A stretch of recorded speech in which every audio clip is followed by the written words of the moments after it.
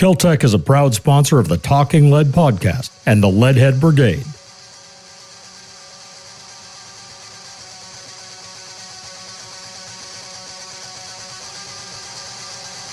Okay, Hey, well, I'm just not talking loud enough. I don't know.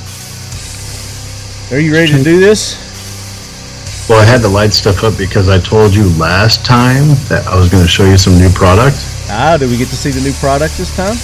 You get to see 3 new products this time. Sweet. I love it. All right, Leadhead, let's jump into this. As you can tell, I've got my co-host, the Sultan of Swing, the Titan of Tats. Ladies and gentlemen, it's none other than Ton Jones joining us today.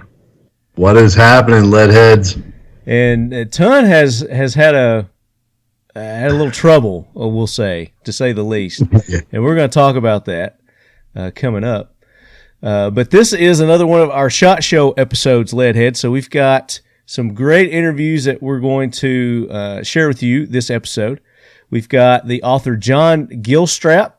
He sat down with us at the Kel-Tec booth there at the Leadquaters at SHOT Show, and he was talking about his new books that he's got coming out, the Jonathan Graves series and the Victoria Emerson series. He's got 2 different book series that he's writing.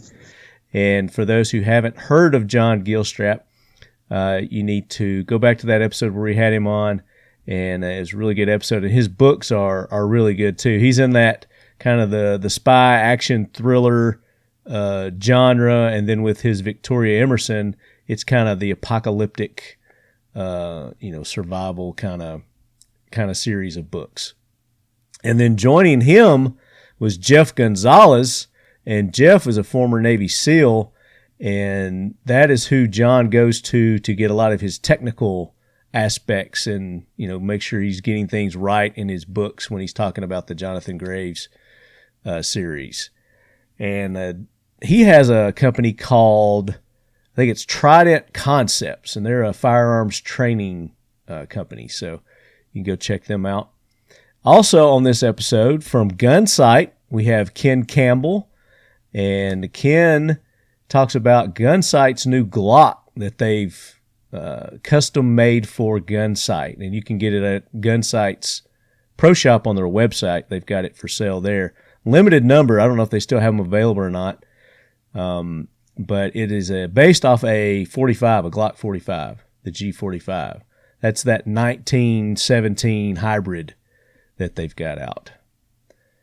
So he talks about that. Karen Butler joined us in that episode also, Shoot Like a Girl. Karen's been on the podcast before, and they've got some new trailers. They bring their show on the road, and it's really cool what they do to help encourage not only women, but everybody's invited to their setups when they're on the road traveling with their big rigs. They have like indoor shooting ranges in these semis that they pull around all over the country. So be on the lookout. Go to their website, see if they're in a town near you, and go check those out. They're very impressive. They had them at the range day setup during SHOT Show, and very impressive setup that she's got there. And then also joining us this episode is James Reeves. You guys know James. He's with the Firearms blog, and it was his birthday during this episode. And he and his gang, his crew, they all had on those Ranger panties walking around SHOT Show. So it was quite the spectacle. But James sits down with us, and we get caught up on what all is going on new with the Firearms blog and James, and all kinds of other shenanigans. Did you join us for that one, Ton? Were you on that one? I stopped in. I was running through on that one. Okay. There was another one where you were on, and he stopped in. Yes. On the way. Yeah, we were passing each other quite a bit during the SHOT Show events. It was a crazy show, man. So.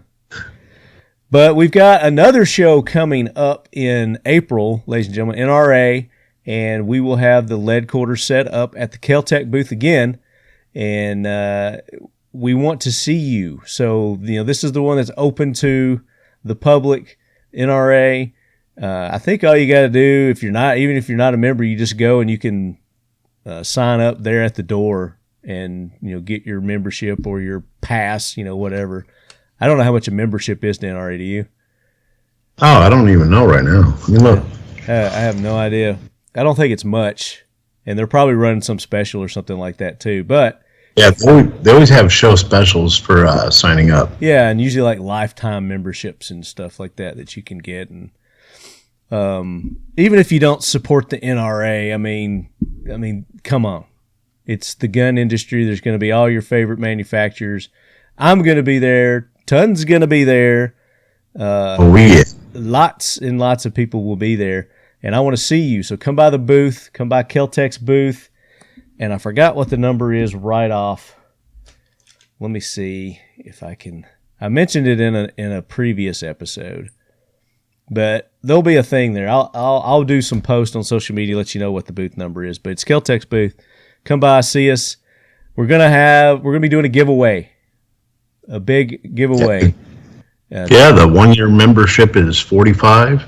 It locks all your NRA membership benefits. There you go. 2 years $75, 3 years $100. Basically, it's $45. You get into a cool gun show, and you get a membership to NRA.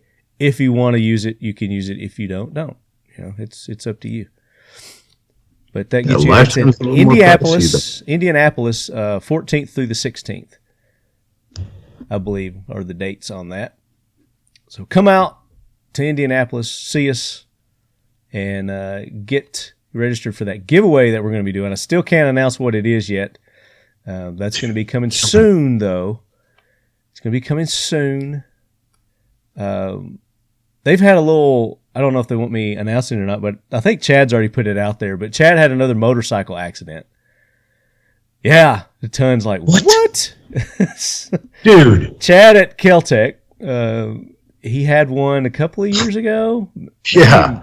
I think it's been right about 2 years, which was a really bad one.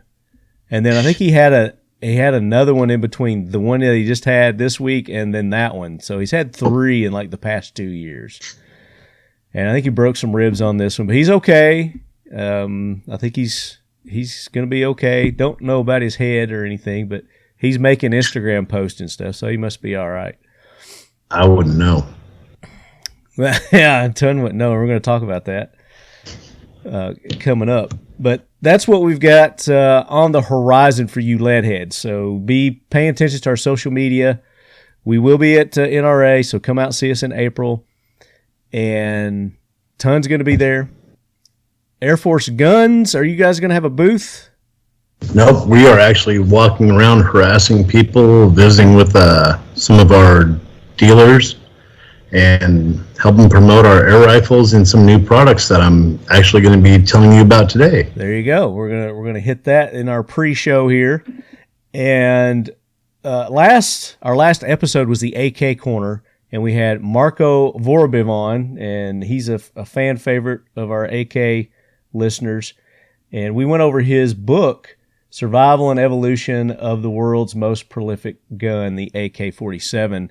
Went into some deep dive details on his book, and it was a really good episode. And Marco's going to be at NRA, and he said that if you've got a copy of his book, if you bring it by the booth, he will sign it. And we're going to give you a day and time that he's going to be there specifically to do that. So make sure if you've got that book, or if you plan on it, go ahead and get it, bring it to NRA, and Marco will autograph it for you there at the Kel-Tec booth. And we may have a couple of more authors set up to do some book signings too. We're working on that. I do know that our friends at Student of the Gun will be at the Glock booth, and the new James Yeager, you guys know who James Yeager was, recently passed away. You know his company, Tactical Response, and he was working on a book before he died, and he had asked Paul Markle to help him finish that and make it happen. And he did, and the book is out, and they're going to have that over at the Glock booth. They're going to be selling those, and Paul, I guess, will be autographing those. So just wanted to make that announcement for our good buddies there at Student of the Gun. So Ton's had a go at it here with the social media lately. So that's going to get us into our planes and trains. So Gunny, bring that jackwagon train in. We got some jackwagons to take care of. Hoorah, Semper Fi, do or die, hold 'em high at 8th and I. It is time for the Talking Lead Jackwagon of the Week, so brace yourself, baby. All right, the train has stationed. Ton, I know you got a lot to unload on us here. Brother. With what's been going on, but kind of get it in a nutshell for us, because we could do 2 hours on what's been going on. So the short and sweet version. Short and sweet version, yeah. Let's see. The short and sweet version. January, Microsoft had a data breach. March 9th, AT&T had a data breach. Earlier this month, the hackers that purchased the information decided to breach my social media. On the dark web. Yeah, so they purchased my information. That's what they do, is they steal this information and they take it to the dark web and then they sell it to people. So they get your credit card information, I guess they get your logins and passwords. Everything. They get everything. Yeah. So what they did is, even though I change my passwords pretty much once a year, I go through and change passwords no matter what. One of the downfalls to the glitches in the system is Facebook says if you try to log in and you can't, one of the safety protocols at the time, or I don't know if it's still a thing, is they say, what is the last password you remember? Mm-hmm. So they used an AT&T password from 6 years ago. And that got them in. Yeah. And that got them in. But I had two-factor identification on, and so it actually let them in. They were able to change my screen name on my personal Facebook page, which is attached to my business accounts on Instagram and my Facebook profile, my business profile. And it requires you to submit your ID, which my ID is on file. Yeah. So they submitted the ID. Meta completely bypassed the fact my ID is on file. And I get a notification that my accounts are shut down because I'm not of legal age. So long story short, he got hacked and his Instagram got shut down. His Facebook got shut down. Did any of your other socials get wiped out? No, it was about a week later. I've been talking to you off and on about that, trying to get the messages. If you've ever tried to get a hold of Facebook, Instagram, Meta, there's no customer support line. It's all AI responses. Yeah, you can't talk to anybody or get in touch with anyone about any of this stuff. And there's no customer service, and I could be pissed off, whatever, but it's part of dealing with a free service. The platform is free; they don't charge, and so it is frustrating. It's upsetting. But still, they do charge for things, and you do pay for things on that. On my business profile, I'm really pissed about that because I pay for ad services and everything else, but there's no customer support because when I go to log in, it says now submit your ID, and there's a glitch in their page where it will not let me resubmit my identification to verify myself to reopen my accounts. Yeah. But while that was going on, the people who breached Microsoft got a hold of my live account and purchased like $19,000 worth of Xboxes, PlayStations, and video games. So I had to go and get that fixed, recovered most of the money from that, and someone hacked my Walmart account, purchased some items from Walmart, shipped them to their house, decided they didn't want them, returned them, went into the store and physically returned them. And I had changed my account when I got the notification there was a credit return to my account. And now we have that person's information, photograph, video surveillance of that person. So there's your jackwagon criminal right there. One of them anyway. Obviously, this isn't the mastermind behind the hacking of AT&T and Microsoft. Yeah. He's one of the people who went and bought your info. Yeah, he's one of the people that bought my info. So I got hit by a couple different platforms. How much do they charge for that anyway? Do you know? In your research on this, if somebody wanted to go to the dark web and they wanted to buy somebody's credit card or whatever, how much do they charge for that? You can buy someone's information for as cheap as $5 to $20, and depending on the person's information and what the details they got, people can buy up to. They've said, the officer that we had to actually do the report with said he's seen some people's profiles go upwards of $20,000. Wow. So it just depends on who the person is and kind of and what the information they gathered. Wow. Yeah, and they don't sell it just to one person. They'll sell a single profile to multiple people. Oh, really? It is criminal activity, so why would they be fair about it, right? Yeah. Oh, my gosh. So that's what Ton's been dealing with for the past week. Yeah, I have a new Instagram. I have like 30 followers. Yeah, so Leadheads, go and follow Ton's new account, which is Ton. Tell them what it is. It's Ton Jones _ the number 1. It's just 1. Ton Jones _ the 1. There you go. And I'm following it, so you'll know it's the right one when you see that Talking Lead's following it. As of this morning, if someone tags me in a post, because I'm no longer considered a brand new account, it's been 48 hours, I can be tagged in posts. The sad thing is I had to submit my ID to Facebook and Instagram to set up a new account because I used my same phone number. And they said, your account has been identified as a data breach. Submit your ID to verify. Yeah. So they verified my phone number and my email, the same one I used to set up the other ones. Yeah. But they won't activate your old account. You just verified who you were. They let you do a new account under that account, but they won't activate that account. Jackwagons. All right. The struggle real. So I got another jackwagon this week.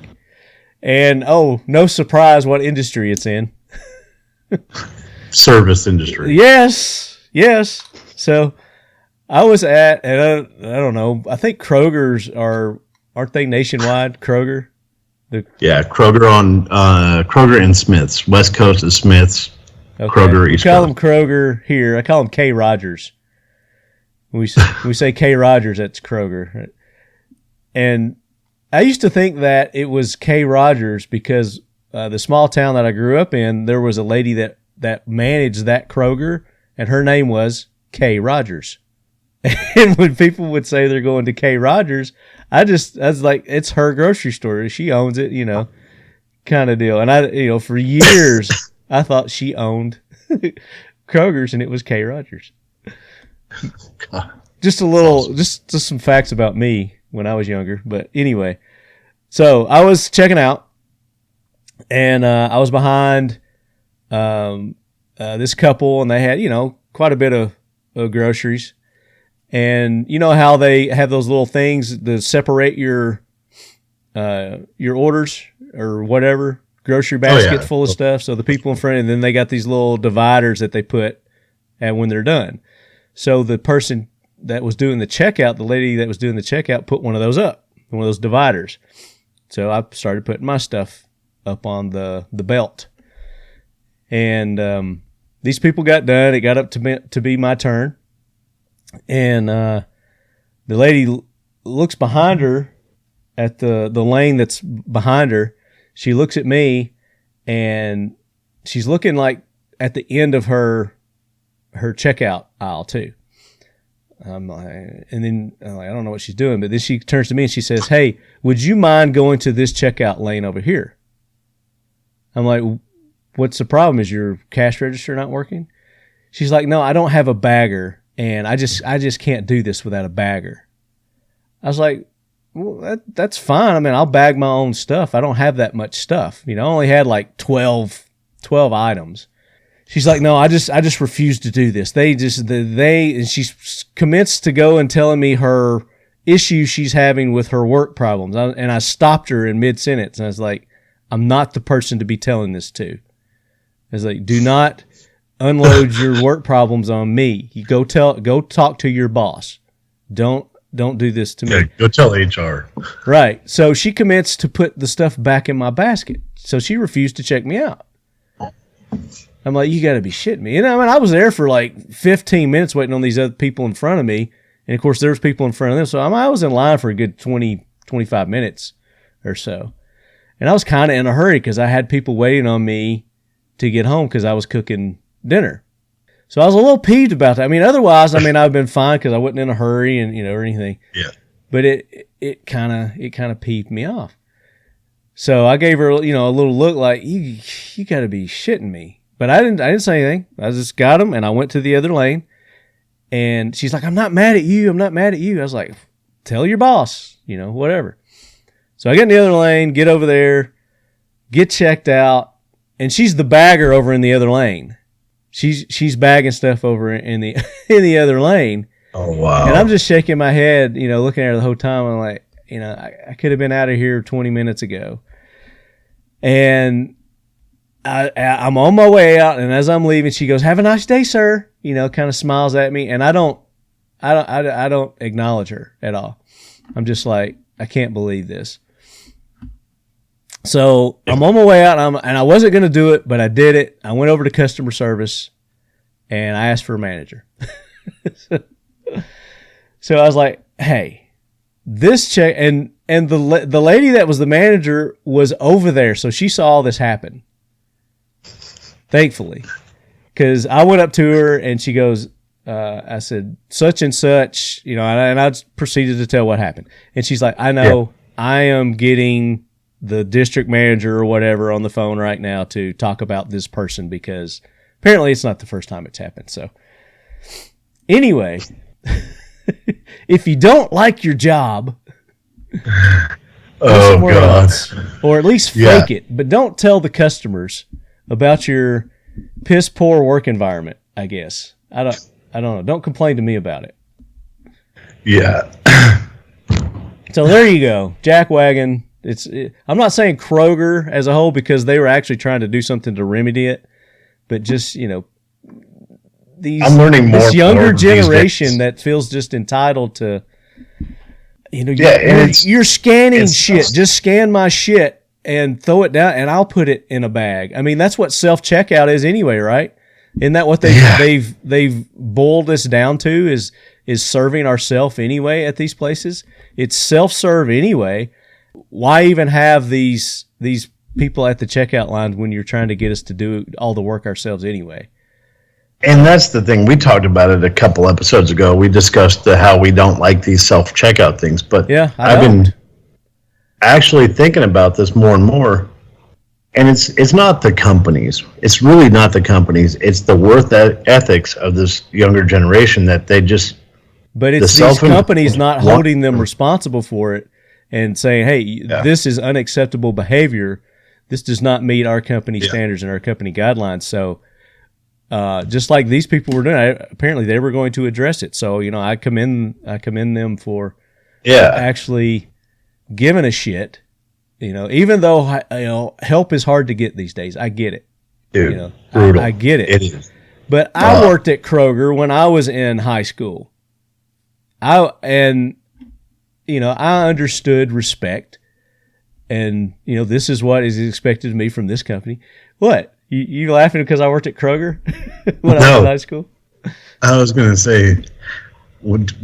Back in high school, were they still scribbling on stone tablets back then? They were.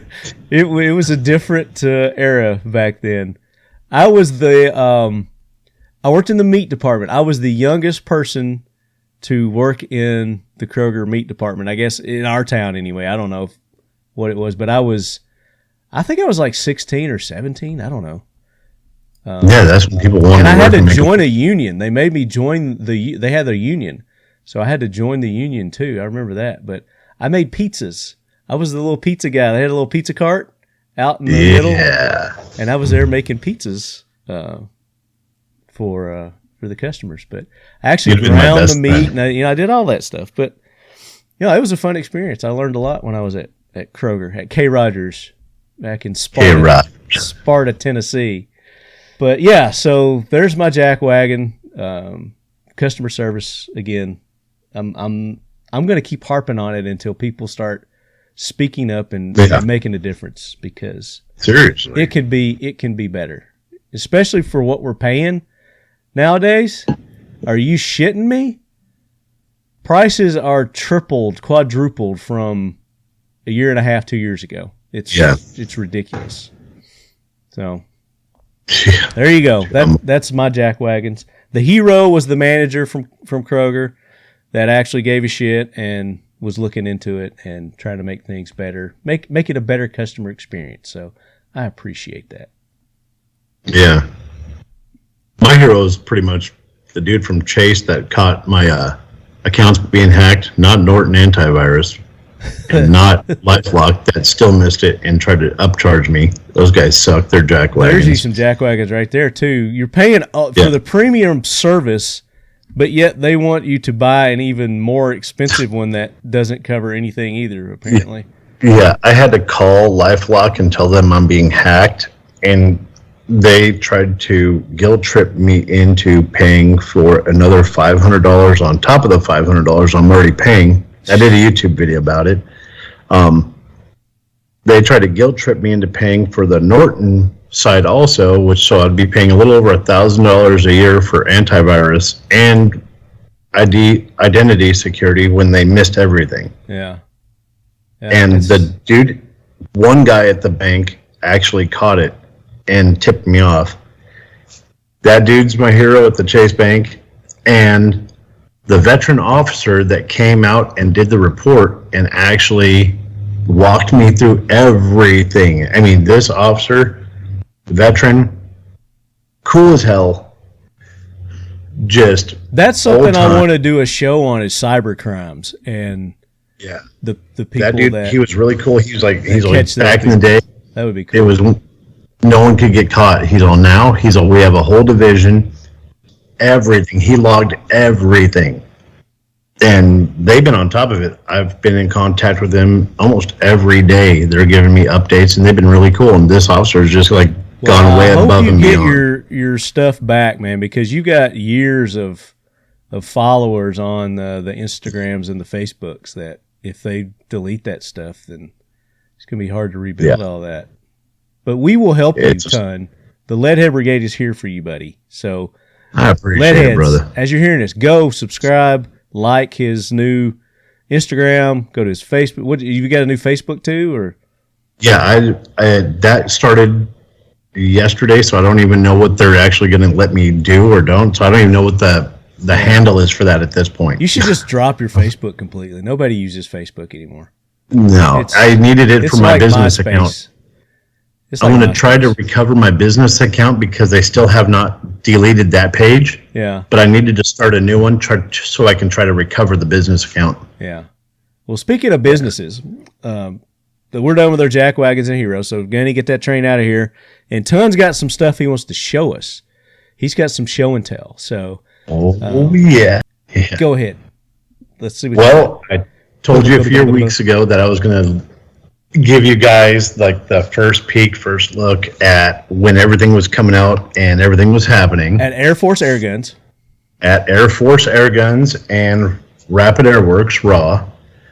Well, right behind me on the Secure Wall, which you can go to Secure Wall and use the code Talking Lead for your discount. Leadhead, got your back, brother. It's Leadhead. Leadhead, you get 15% off. Use that code. I've been hiding it with my big fat head. Let me move out of the way. And your new microphone. And the new microphone from Cherry. Fancy. Yeah, they hooked a guy up. Right there is our new arrow shooting gun. Can you go grab that and bring it closer? Yep. I want to see this. So this is we've talked about it, the arrow, it shoots bolts. This is cool. This is cool. Go to the other side of your mic there. It's kind of... So it's long. How long is that? How long is that rifle? This rifle is, like I don't know 26 the exact inches? length, but it's just over 3 feet. Yeah, 3 feet. Okay. And one at a time? One bolt at a time? yeah, it loads. So you kind of muzzle load it. So he's showing us right now. So he's pushed the... Yep. What are those called? The flights? Bolts. The flights? The vanes. The vanes, the flights. You push Yeah. that end down into the barrel. Yep, It's got a special it actually knock. slides over. Okay. Very nice. And those what are the arrows made of? Or the bolts? Pure carbon. Carbon bolts. Nice. Then is that how it comes? You get, what is that, like five bolts? Well, in the package will be 3 bolts. You'll get 3 bolts. You have the option to buy upgrade to a scope and a quiver. But what you get in the package is just the gun and 3 bolts. Hold that bad boy up there. And it looks pretty light. How much does that weigh? Just over 7 pounds. With everything on it, it's just over 7 pounds. This one is. I think we're just over 5 bare.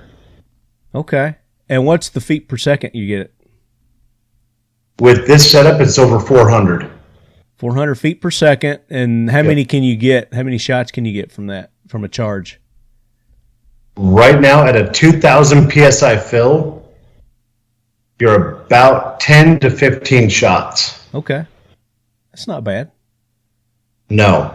And And you only really it need also, one. But yeah, but it also comes with another reducing valve to take it down to 350 feet per second. uh-huh. And it also increases your shot count because let's be realistic, you don't need 450 feet per second to take down a deer. You don't need 350, you need about 110 feet per second to take a deer. But people always are in the search for more power. Yeah. Yeah. Distance, it helps with your distance. Yeah. But this thing, That crossbow I got's 430. yeah.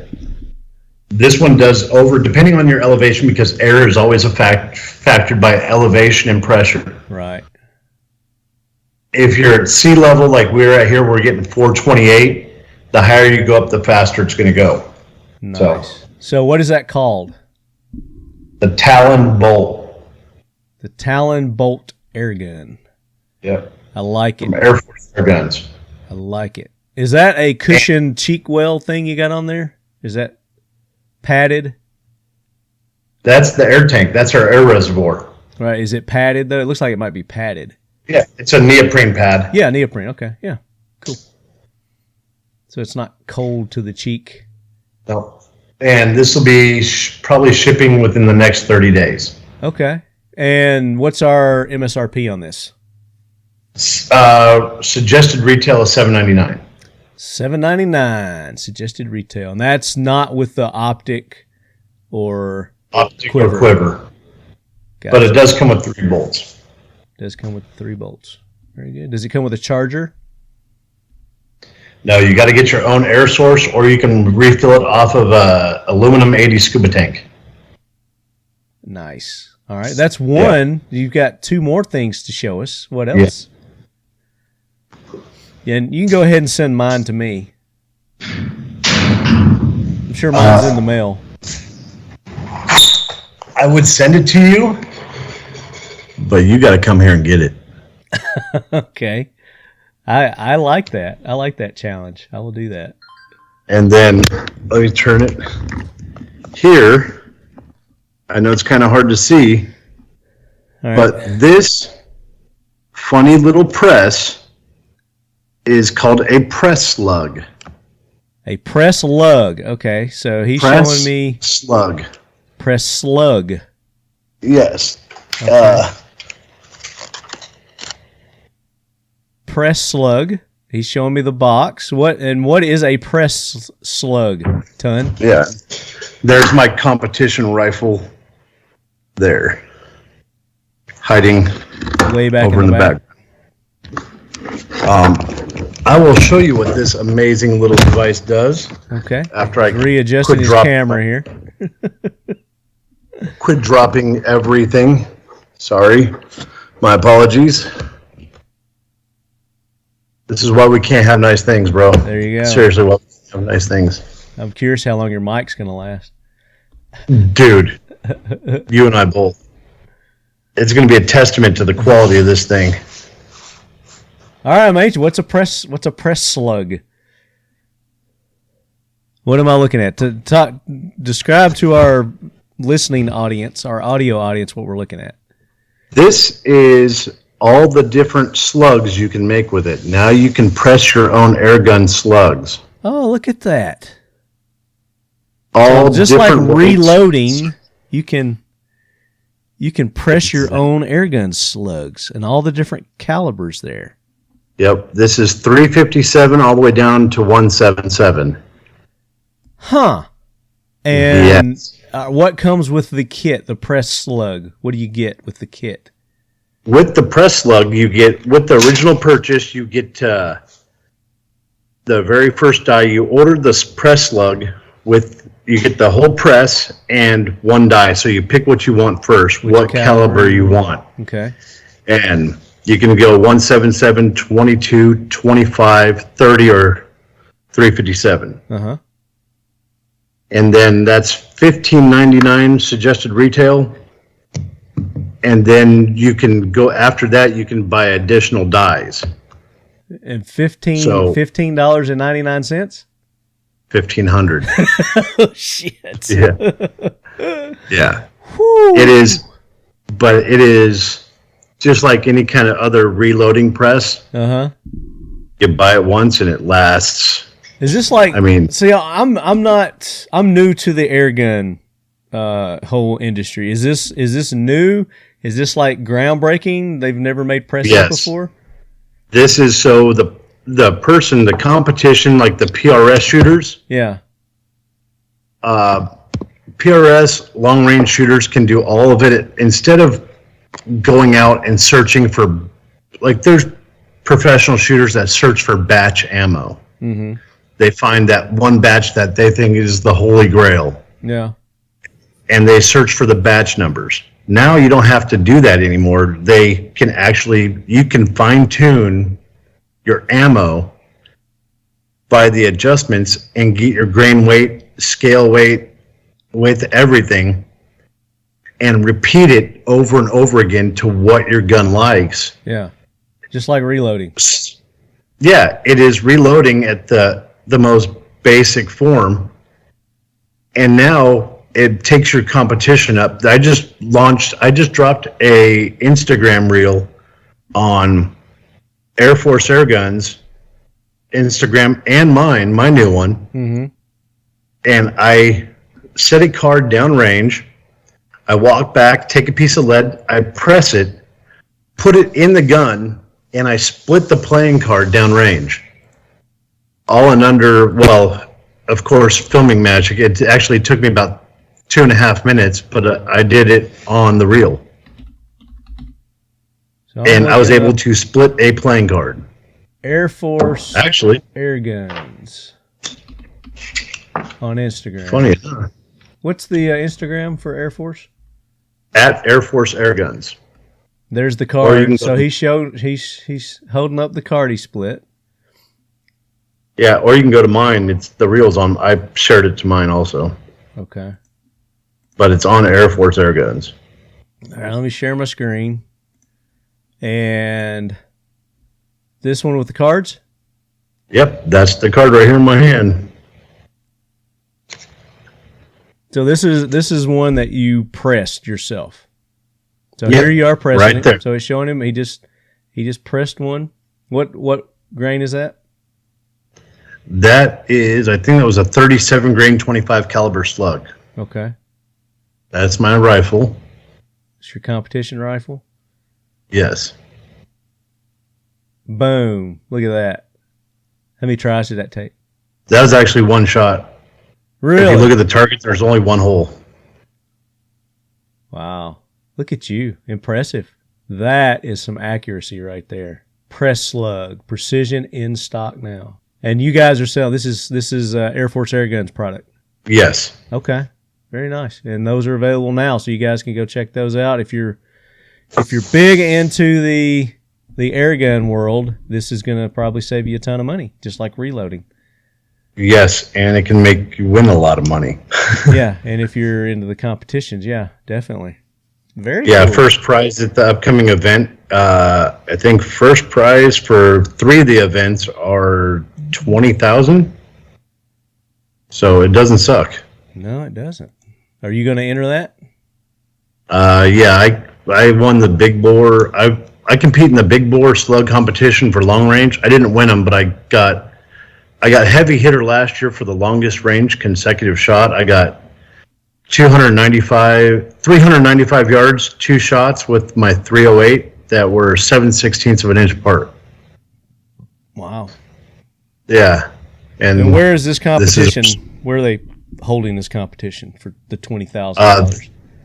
That one's going to be at Garth Kilpatrick Shooting Range in Utah. It's hosted by Utah Air Guns. It is called Rocky Mountain Air Gun Challenge, RMAC.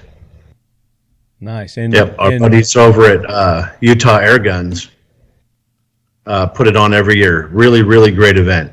Absolutely amazing. And do you have to have some sort of a prerequisite to enter this, or how do you? Nope.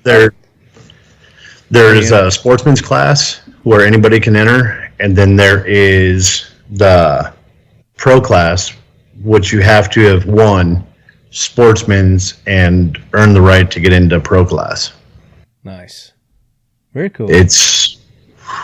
When is this? That is the week of June 12th through the 19th. It's like I need to go to that. 14th, like 15th to the 18th, I believe it is, but we show up for a whole week. It's an amazing event. People from all over the U.S., all over the world show up. Yeah, that sounds like something I should be at. Dude, it's an amazing, amazing event. We'll have to look into getting the Leadquaters out there, covering it. I'm going to be bringing some people by the booth at NRA that are going to be at these events to come see you and talk about throwing some lead down range. Okay. Getting the Leadquaters there to cover it. I like it. It. Very cool. One more surprise. I was going to say, that's two down. One more surprise from Ton Jones, Airforce Air Guns. Ladies and gentlemen, he's going back to the lockdown secure wall, and he's pulling out a little short air gun of some sort. It's got an adjustable stock on it. Looks like it's folding also. Well, we can put you can get the folding stocks for this. This is the all-new Micro Hunter. The Micro Hunter. What is that about? Yes. 13 inches? 13-inch barrel? That's what the amazing part about this setup is. Inside here is an 8-inch barrel.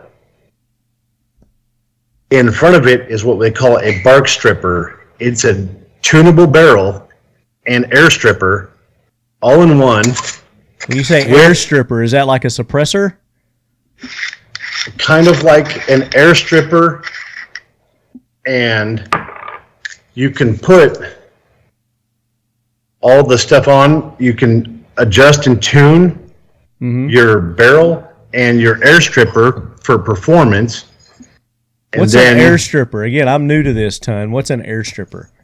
An air stripper is like your muzzle brake that pulls the air away from the projectile. Uh-huh. So it's a multiple piece part. You pull this whole thing apart and you can actually tune that piece back and forth to pull the air away from the projectile as it leaves the barrel. Mm-hmm. So it strips the air away. And it strips also some of the sound. So is that then when it strips the air away, is that resistance? You're taking resistance away? Yes. Okay, gotcha. And then once you put the other tuning piece in, now you can put your air gun moderator on there to suppress it even more. Okay, gotcha. Or if you don't want it on, you put your cap thread on there. protector back on. Put your end cap, and then I guess you could have other modifications you could put on there too, if so desired or needed. And where do you put your optic? Is that railed up there? Yeah. Okay. It is a dovetail for the moment. Yeah. But this is a compact micro hunter. It is a short, compact hunting, small game, air gun, varmint, bird, air gun. It is itty bitty. I think the whole thing is just under 2 feet. I think it's like 22 inches front to back with the stock extended. Yeah. I mean, it's. And how many shots can you get out of that one? Depending on the caliber, because it comes in 177, 22, 25. Right now, I think we're working on 30, but you're looking at about a 30 round shot count in 25. Okay. And when you drop down to the smaller ones, your shot count goes up. And you're talking like coons and squirrels and smaller stuff with this. There's not deer with this. No, and you got to remember, inside here is only an 8-inch barrel, so the barrel is only 8 inches. About to. It's 8 inches. It's like you said, yeah. It's 8 inches. Yeah. Very nice. And so what's the retail on that one? MSRP. I should have looked that up, but I think on our website it's just under $2,000. Okay, so these are out now. I went and pulled this off the production line. These are being produced. They are going to start shipping any moment. The first 3 guns went to television. They're on a television show right now. So the first 3 guns that were produced are on a show, American Air Gunner Challenge, that's being filmed as we speak. Is that a new TV show? It's on the Outdoor Channel. I got you. Is this called the Talon P? This one is the micro hunter. The raw micro hunter. I was looking for it on your website here. Yeah, this is the micro hunter. This is on raw, Rapid Air Works. Oh, it's not on Airforce Air Guns? Yeah, if you go to Airforce Air Guns and go to raw, RAW, under store. Under shop? Yeah. Raw gun, RAW air gun. What's raw stand for? Rapid Air Works. Rapid Air Works. There we go. And I'm looking for it. They should have put it up hopefully by now because it's the official release is, I think, there's a picture of it right there. Raw Air Works. Visit us at Iwa Outdoor Classic. They need to, but it doesn't have like a link. Because you're getting it before everybody else. So there you go. This is exclusive. Yeah. Exclusive here on the Leadquaters, baby. Yeah, I had to beg, borrow, and steal to do this release this morning because they're like, hold it up there again. Yep. Nice. Actually, even our dealers don't know that our release date is now under 30 days. Very cool. Very cool. And that's around $2,000? Yeah, just under $2,000. Man, the air gun isn't any cheaper than real guns. No. That top one is my 45. That's my long range. And that's the one I shot at the Whittington Center. Let me grab it real quick. Okay. So as Tun's getting that, as he's pulling that from his lockdown secure wall, talk about it. Talk about the features. This is my Texan 457. It is a 457 caliber big bore, and at the Whittington Center, it did take me 7 shots, but on shot 7 and 8, I hit the White Buffalo at 1,123 yards. Wow. It produces 750 foot-pounds of muzzle energy, and I did it with a 350 grain slug. And how big's the White Buffalo? The size of a buffalo. Okay. That's very impressive. But I consistently... And what's something like that cost? This setup is about $1,500. Oh, okay. I was gonna say, I thought you were gonna say like 15,000. Nope, this be like, oh shit. Minus optics, but $1,500. About 15. Okay, that's not bad. No, that's very reasonable. And then he's going for another one here. Don't drop it. Yeah. This is the standard raw, minus the paint job. Starts out at $2,000. Also. Now, what makes those so expensive? They're precision competition PRS rifles. Gotcha. This is what you split playing cards with. I actually did a 20, trick shot where I shot a 22 through the center of the big lifesavers at 50 yards. I did 2 shots. The third one I got cocky and I busted the lifesaver. I hope you videoed that. Yes, and it should be being released soon. Okay. Well, we need to check that video out. So there you go. New releases from Airforce Air Guns. They've got the new bolt rifle. They've got the press where you can make your own pellets now. You can press your own pellets to your precise liking. And then they've got the raw Micro Hunter, the raw Micro Hunter. So 3 big new offerings from Airforce Air Guns. And you guys actually got to hear it before some of it even hit the website. And are we going to work on getting our Leadheads a discount code? I am working on that as we speak, and I was actually messaging the office to see if we can do something. Okay. See what we can do. And we have been talking about doing a giveaway also with you guys. Yes. So we'll tease that right now too. So that is in the works also, Leadheads. There's going to be a really good giveaway. It's going to be a sweet giveaway coming up with Talking Lead and Airforce Air Guns. Maybe a couple of other partners, but it's in the works. So there you have it, Leadheads.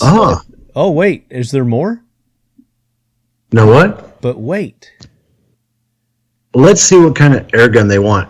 If they want to go to the airforceairguns.com and have them look at what air gun they would like to see us give away. Okay. So let's you want to put it to a vote. Put some meat on this bone. Okay.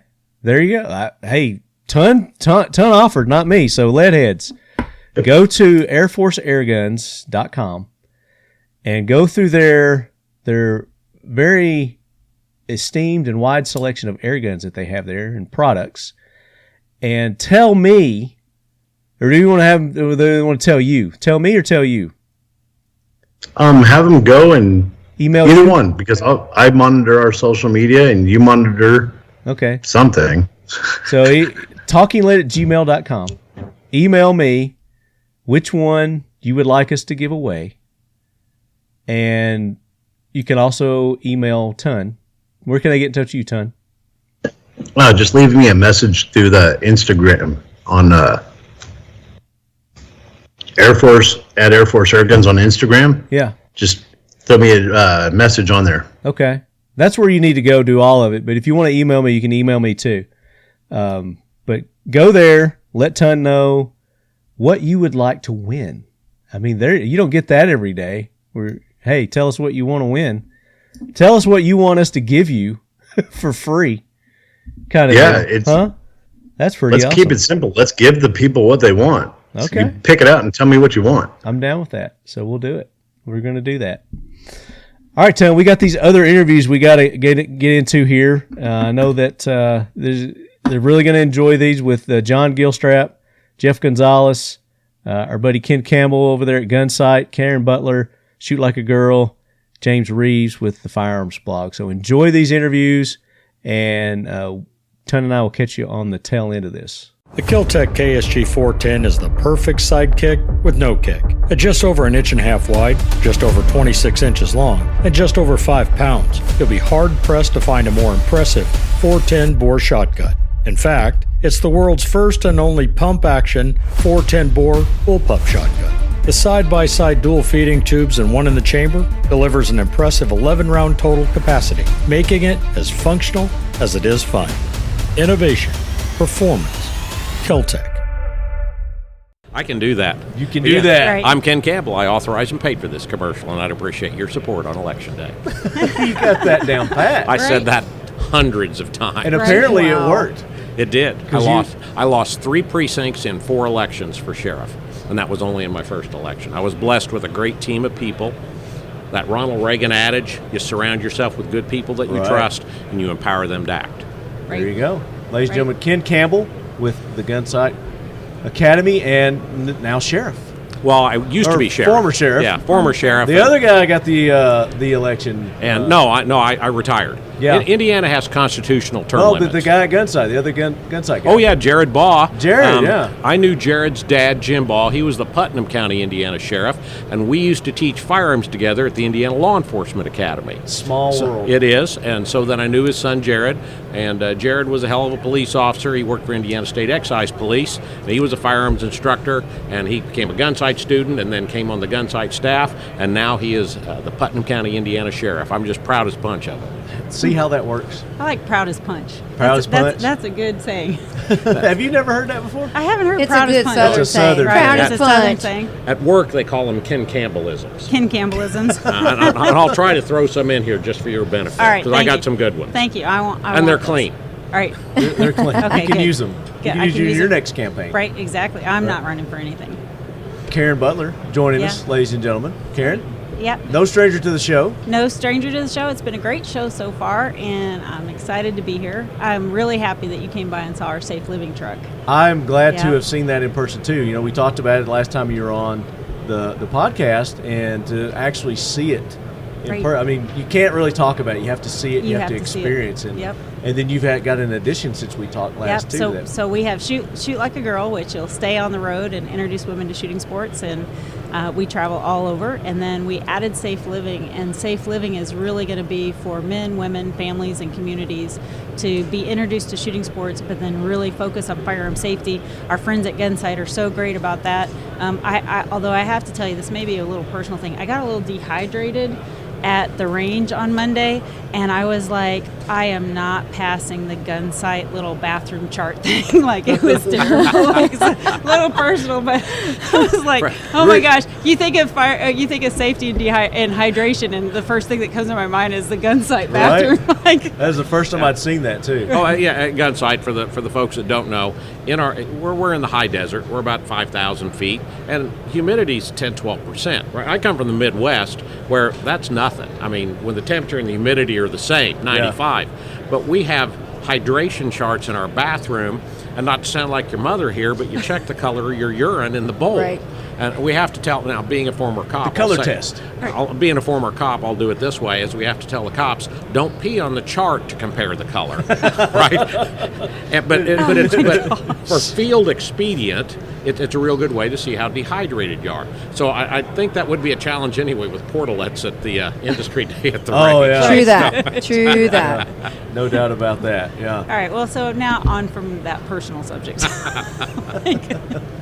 And Liquid you gold. have a guest. I that have a you guest, so with I us. brought Krista, who was just recently promoted to vice president in the company. Congratulations. Thank you. She is one of our, she's instrumental in everything we do, and it's nice to have her always here. She's a good egg.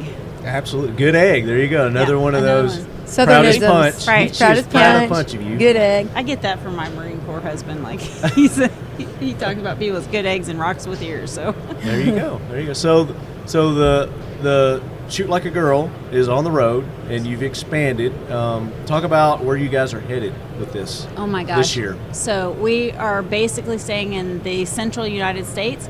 We're going to head out to Arizona, so we hope to go visit Gunsite. We'll be in Glendale in November, but really we're going to go basically up the Mississippi River, if you can imagine, and a little I east, can. I'm from Tennessee. Right? Very, very cool. So, well, I'm just down in Alabama, not too far. There you go. 5 miles. But we're worried about gas prices. And so when you drive a Ford F-350 and a Freightliner, you got to kind of think about the gas, right? You got to factor that in. Yeah, so we're a little worried that with the new election cycle, like the gas prices might spike. So we stayed really north and south this year, but normally we are like a shotgun splatter all over the country. And they can look online and find our schedule. There you go. And online is? Shootlikeagirl.com or safeliving2.com. And you're on the Grams. We are the Gram, SLG Inc. 2 and Safe Living 2. There you go. Now, Ken, I just came from your academy not too long ago. I was up there a couple months ago. We did the lockdown event that was wildly successful, I would say. They enjoyed it. I enjoyed it. All the people that were there, the 22 other people that were there, enjoyed it. We've had several of them on the show here at SHOT Show. We've talked about it. Can't stop talking about your gun safe room. Thank you. It was amazing. Absolutely. It's like a museum. You walk in there and you see all this history. And oh, man. He knows every single backstory of all his firearms on there. They'd ask me, so tell me, what's your favorite one up here? I said, you got to narrow it down more than that. My favorite one for hunting, one for stories of my father-in-law, stories of police work. Let's narrow it down that way. So what's your most historic gun? I've got a USGI Colt 1909 new service 45 Colt caliber that I'd bought not for very much. I was a deputy, so I didn't have much money, wife, couple kids. I'm walking through a gun show in Indianapolis, Indiana. I see a guy with this, and it's worn. So we came to terms, and I bought it, and I shot it a little bit, and I put it away. Well, recently Colt was out for a media event, and we're talking, and I decided, okay, I need to get a letter on this. Well, there were 32,000 of those guns made. All but 300 were shipped to Manila, right, because they needed to get big bore bullets to fight down there. 300 of them went to Commanding General Springfield Armory. Mine's one of those 300. Wow. So not cool? Every now and again, even a blind squirrel finds an acorn. Right. And that's just one story out of all the hundreds and hundreds of guns that he's got. And he's got a story for every single one of them. A darn near do. Right. And mostly true. And a really good security system. So are you going to take us up on that suggestion to do a story? You can do a TV series. Each episode featuring one of his firearms, and he can talk about it. Yeah, we've been talking like the flash up of the pictures. We've been talking about that with Sherry Legate, our director of marketing, about different things where we can feature. I like doing a lot of Facebook Live stuff, and where we could do, hey, let me talk about this a little bit. Right. I've got to be careful. I don't want to sound like, boy, see the guns I have, but I want the stories behind them, because that's what makes it interesting. We could all sit here and just chat about facts and statistics and so on, and all your readers would be all your listeners would be changing the dial. Right. But here, if we make it fun and interesting, then you've got that. Up. You have that. You've got it nailed. You could do probably 6-7 seasons. Exactly. Well, I thought he was saying I had a line of BS that I got that I could do. That's what I thought he was saying. Well, that does kind of sell advertising. You were a sheriff. No, I'm just kidding. Yeah. So you're here. You have some exciting news. Gunsite and Glock. Yes, sir. Have partnered up. Let's talk about that. We're very proud about that, and thanks for asking. Gunsite and Jeff Cooper were always known for reliable, robust, accurate, affordable, fighting person's gun. That's what Jeff Cooper was all about. We've been here 47 years. Right? We're the world's oldest and largest privately owned firearms training academy. Well, Jeff was all about that with the 45 ACP and a 1911 pistol. So, fast forward 47 years. Training has evolved. Technology of firearms, optics, ammunition has all evolved. Yeah. Jeff Cooper was always cutting edge. And that's what we continue today, both with our training. We hear the things, oh, you're the Southwest Dinosaur League. You take rebar and pound people's feet into a certain stance and so on. Oddly enough, if you check, those people have never been to Gunsite. Right. We shoot a modern fighting stance. Whatever gun you want to bring, we're going to teach you how to fight with it. And in 2011, we partnered with Glock, and we taught the 25th anniversary of the Glock pistol courses at Gunsite. There were 3 full 250 pistol classes. So we have a long history with them. So fast forward to now, about a year ago, we started working with Bob Radecki with Glock and talking with them, and we said, well, okay, we're interested, but here's what we want in our version of a fighting pistol. So we opted for a Glock Model 45. It's a 9mm. It's a Model 19 top end and a Model 17 bottom end. A commander size gun. Right? That's the #1 law enforcement sales Glock pistol right now. It's a popular gun. You can use it for duty carry, and you can also use it for off-duty or civilian carry. We wanted a pistol-mounted optic. If you think pistol-mounted optics are the future, you're wrong. They're right now. Pistol-mounted optics are here and now. They are where we were 25 years ago with carbines. We'd have people show up at a carbine class and be like, what's that funny-looking orange juice can on top of your gun there, son? Well, pistol-mounted, about 60% of the pistols we see in our courses now have pistol-mounted optics. So, Holosun, with their 509T, is what we chose with Glock to go on it. Glock would mill the slide for law enforcement, military, and Gunsite Academy. So we're very proud of that. So there's no plate that it's mounted to. In my prior life, part of what I did as a cop was called crash reconstruction, which means I should have paid attention to the physics and trigonometry like my father told me to in high school, because that's what it is, right? Well, the same thing with shooting. I'm never going to use this stuff. Right. So shooting is geometry and physics. So when you mount on a plate and all that reciprocation and inertia and so on, you're going to shear those screws off. Now, I'm not saying anything bad about the plates or the screws. It's just you're violating the laws of physics, and it takes a toll. Right. If you direct mount, it's one less failure point. So we have that. We have in our tradition, we have a lanyard loop on the pistol.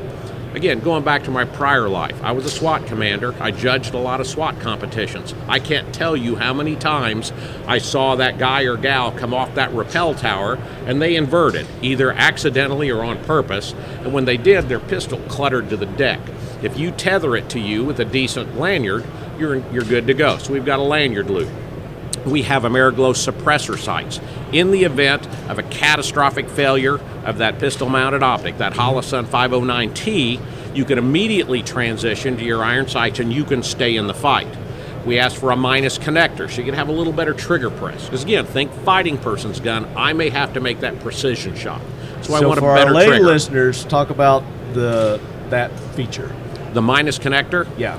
Instead, I think a stock trigger is 5.5 pounds on a Glock. This takes it down to about 4.5 pounds. So it's a just little lighter. Yes, it's a little easier. When you get that press, you don't have to push quite as hard, because sometimes folks are challenged learning that proper trigger press, and they'll push a little too hard and they'll drop their shots. Right. Anticipation. Yep. So we've got the trigger on there. We also asked for what's called an FBI magazine release. It's not a competition release. Competition releases are great for competition because you can get that button and dump that magazine out quickly and so on. But in a fighting gun, that competition size release, your holster may push on that and you don't know it, but your magazine's been released. So you have to have that gun right now. You make that proper presentation come up and you get one shot, because when you do, the mag falls out. Yeah. Well, this is an FBI mag release, which is just a little bit bigger and it's rounded. There you go. So we really like that. And then in our traditions, sort of like the lanyard loop, Gunsite was originally called the American Pistol Institute, API. So our serial number is API 1010 or whatever. And then on the top of the gun, on the top of the slide, we have what we call, it's our raven, that's our totem, and the word Gunsite. We call it the bird and the word, because everybody loves the bird and the word. And, bird. The bird is right. the word. So it's a package. It comes like that as a package, 3 magazines, so you can pick it up and go fight with it right out of the box. And MSRP is $12.75. They're available through Davidson's dealers and through the Gunsite Pro Shop. And then as a point of pride for us, if you get it from the Gunsite Pro Shop, we replace the back plate with a special custom back plate that's called the Retro Raven. And it's the flying bird with the word Gunsite, and it is only available on that gun out of our Pro Shop. Oh my gosh, that sounds like a collector gun that everybody's going to need to have one. Right? Oh yeah. Like Is this going to be like a limited edition kind of Well, deal? Or the initial purchase between Davidson's and us was 1,000 guns. Okay.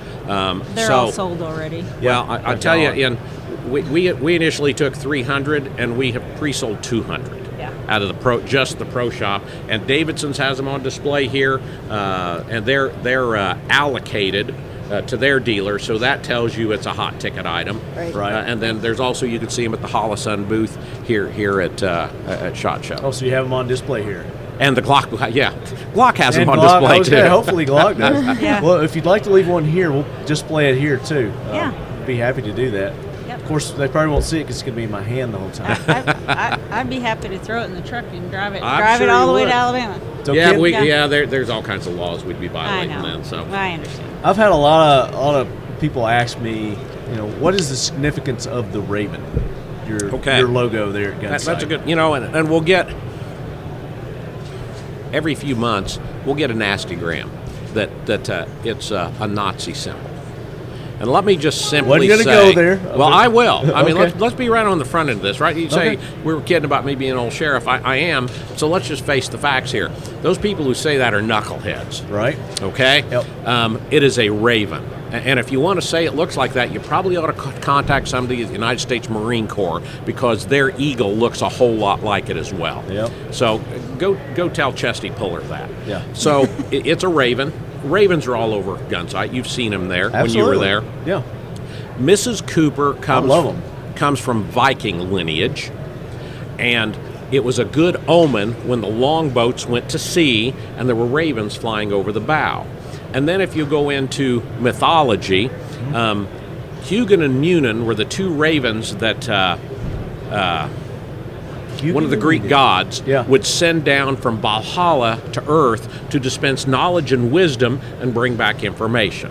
Right. So that's why Colonel Cooper chose the Raven to be the totem for Gunsite. There you go. That is why they have the Raven. No other reason. That's the factual basis. That's the history behind it. Don't you hate it when facts get in the way of things? I do. I hate that. Absolutely.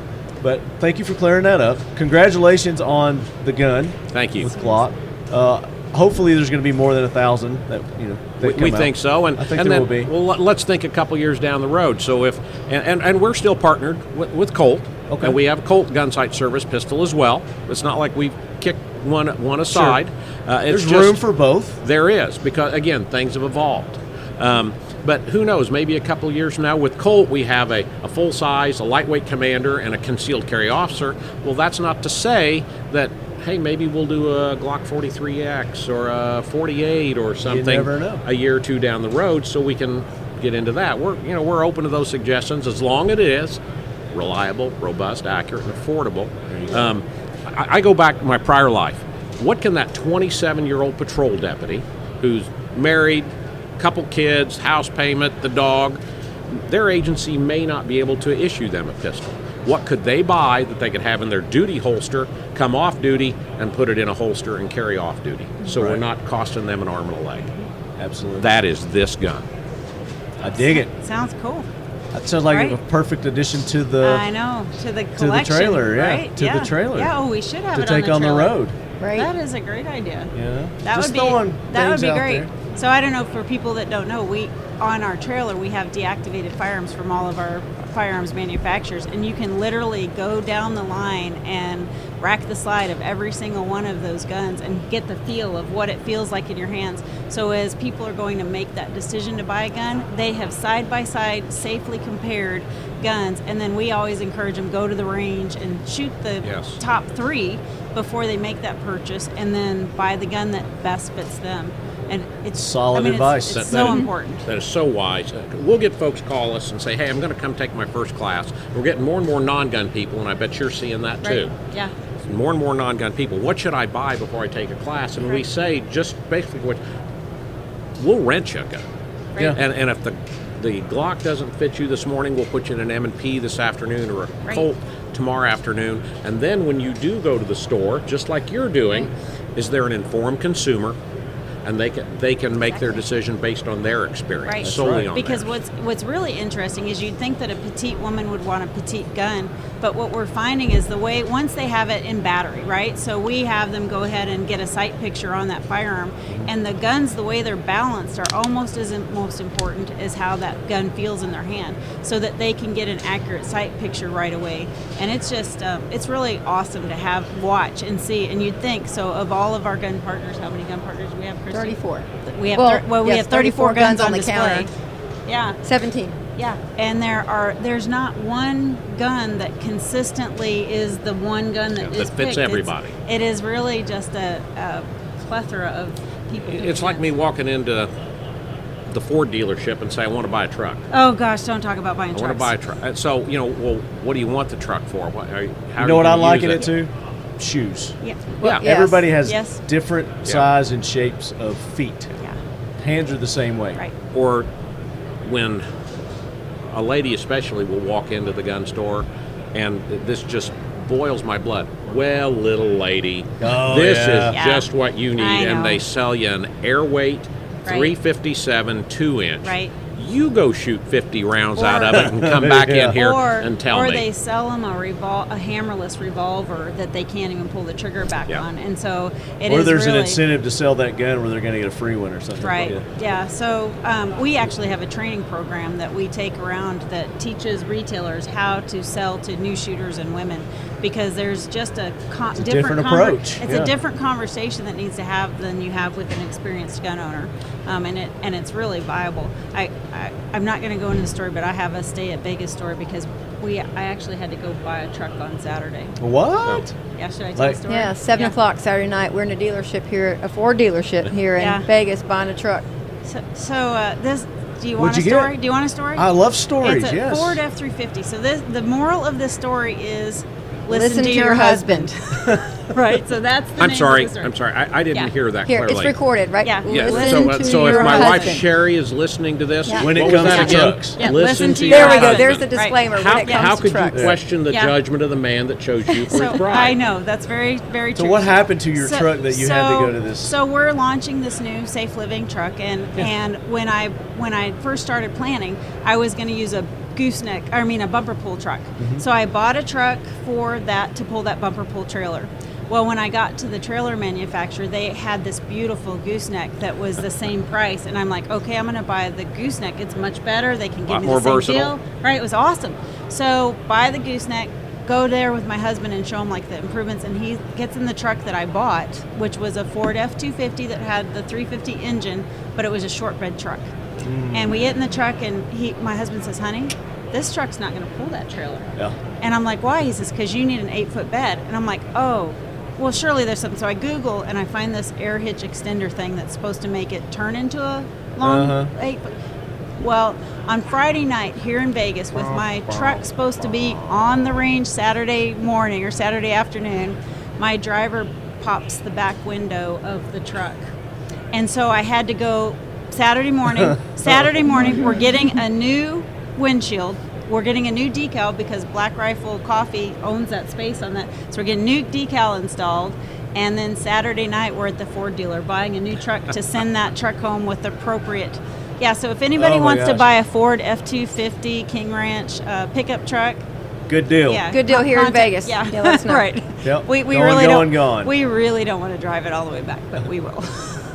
So as you guys are sitting here, you noticed that there were a couple of firearms laying there next to you. Where did you put those? There we go. Where did those go? There we go. Where did They're in those that go? corner. Yeah, I'm like, I didn't. Oh, yeah. Well, Yeah. you were supposed Let to. me see. Sorry. Sorry. So these are new offerings from Keltec, Oh, cool. and This looks so much fun to shoot. right. So you're holding the 5.7. Right. That is their P50 with their new brace that they have put on it. Wow. Very cool. Actually, that's the R50. That's the rifle version. So Right. they have a pistol version now. This is their new rifle version that has a ambidextrous So this pops stock. out to make So it this up. is its actual Yep. stock. So you pull down on it and then it folds out. There's probably a button. It's just Yes, please. I was being too dainty. No, you just didn't know how to operate. Yeah. So that's a thing of ours. So whenever you are stuck with something, like ladies, you're trying, just don't be dainty. Just like Don't be dainty. like punch it Just in try there. to break it. Right? Just try to break it. So that, just like that. And it's a ambi swing, so you can sling it to either side. Yeah. Wow. And that's the 5.7, so it's a 5.7 rifle now versus their pistol. Very Were you cool. familiar with the P50 before? Oh yeah, absolutely. I think last year they came out with it, or 2 years ago. About 2 years ago. Yeah. 2 years ago they came out with the P50, 50 rounds of 5.7, and now they come out with a rifle version of it with a foldable stock. It'll Kinda stop cool. a charging groundhog. And it'll stop a lot of things that charge you. I didn't. Great for prairie dogs too. Yeah, I'm sure. Oh. Now the one that you're holding, I was- Ken. I was looking at it out here when I was waiting on you. This Right. is a 410. This is a KSG 410. Wow. So they've taken their 12 gauge and Yeah. they've made it into a 410 now.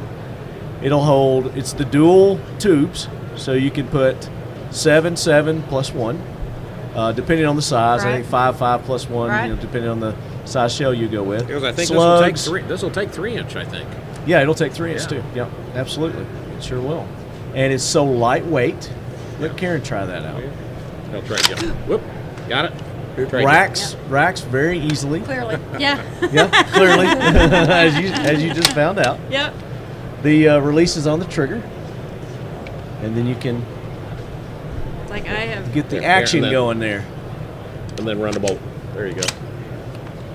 and then pop All it right, up. I'd clearly need to go to a classic Gunsite on this gun, Right? Because this is not a frame I am familiar with. I would have. So this to is go the get this some is the training. world's first bullpup 410 shotgun, Right. Wow.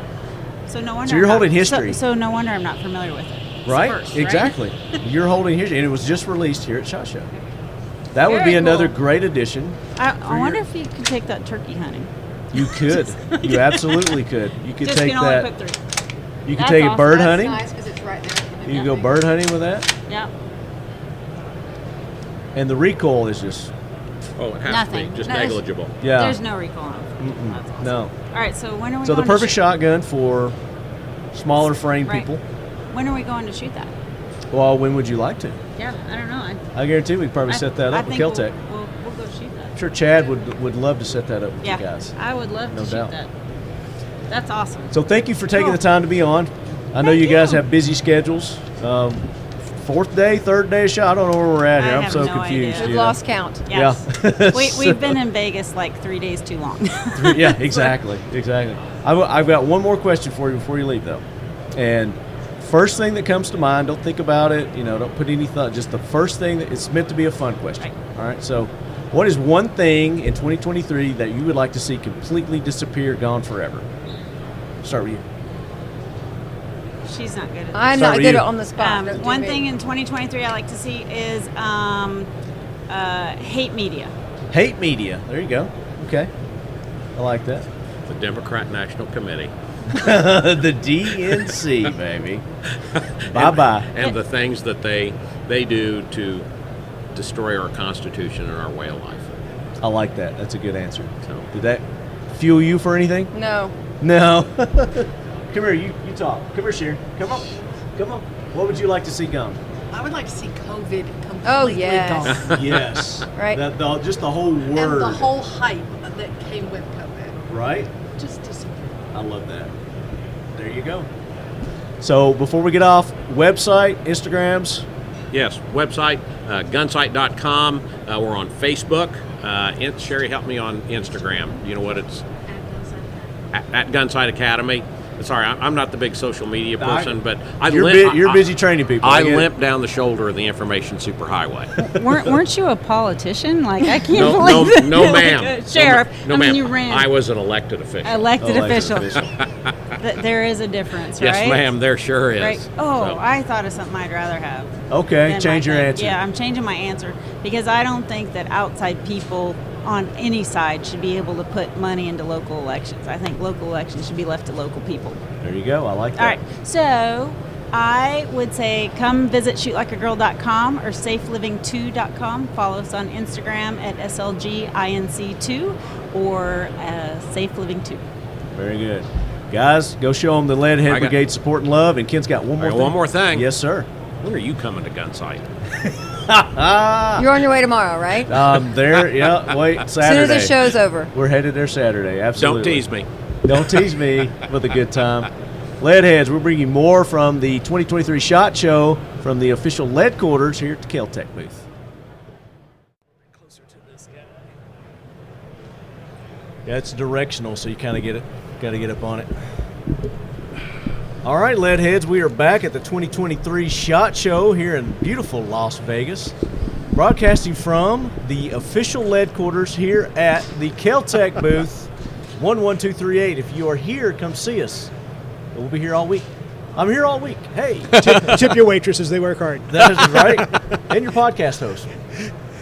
So, no stranger to the show is your second appearance. It is. We're glad to have you. Finally get to meet you in person. John Gilstrap, Leadheads, joining us. The author, 2A 27, proponent, yeah. now drive time radio show personality. WRNR FM 106.5. 106.5, coming at you live. So do you do it live? Yeah. Okay. Yeah. And it's in studio interviews and call. It's all local West Virginia politics, and I will tell you, West Virginia politics are interesting. I can imagine. So what, is it like a 3-hour, 4-hour show? It's a 2-hour show, 8 to 10. 8 to 10. So is this like... Which means there's a writer getting up in time to do an 8 a.m. radio show, which is unheard of. Yeah. Because, I'm a 10 o'clock kind of wake up guy. That's hilarious. So you're early morning now. I am. Kind of forcing it. Are you digging it? I do. You loving It's it? a lot of fun. I'm meeting a lot of folks. I just moved to West Virginia about 10 months ago after forever living in Northern Virginia. And, the concern when you move to a new place is you don't know anybody. Yeah. So go ahead and talk about local politics on the radio, and you get to meet a lot of people, don't yes, you? That's yeah. right. That's good and bad. Just make sure you don't tell them where that new house is. Yeah.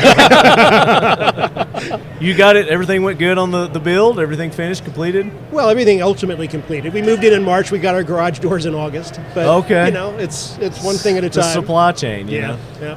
Yeah, I bet you talk a little politics about that too on your show, don't you? Well, not so much that, because you don't want to slam the contractors who are in your neighborhood. That's why you come on my show and we do the jackwagon train. There we go. And then you throw them on the jackwagon train. So I'm like super dehydrated. It's the desert. Yeah, it is. I'm trying to stay hydrated here. Even my ears are dry. It's ridiculous. Wow. Yeah, it's crazy. So, to me, I'm sorry. Jeff. So, how did you two meet? How did you guys come acquainted? We met at a party, didn't we? Well, the irony was That's the best place to meet. It was. So were there pineapples involved? That's okay. There might have been as decorations. Yeah. Okay. Nothing. Let the mind down, wander. Originally, I think the interest, we did meet at a party, and I remember once I was introduced to him. We had a kind of a mutual kinship right away, because one of the books that he wrote happened to be a book on an operation that I was aware of and involved with from the periphery that happened down in Panama during the Operation 6 Minutes to Freedom. Yep.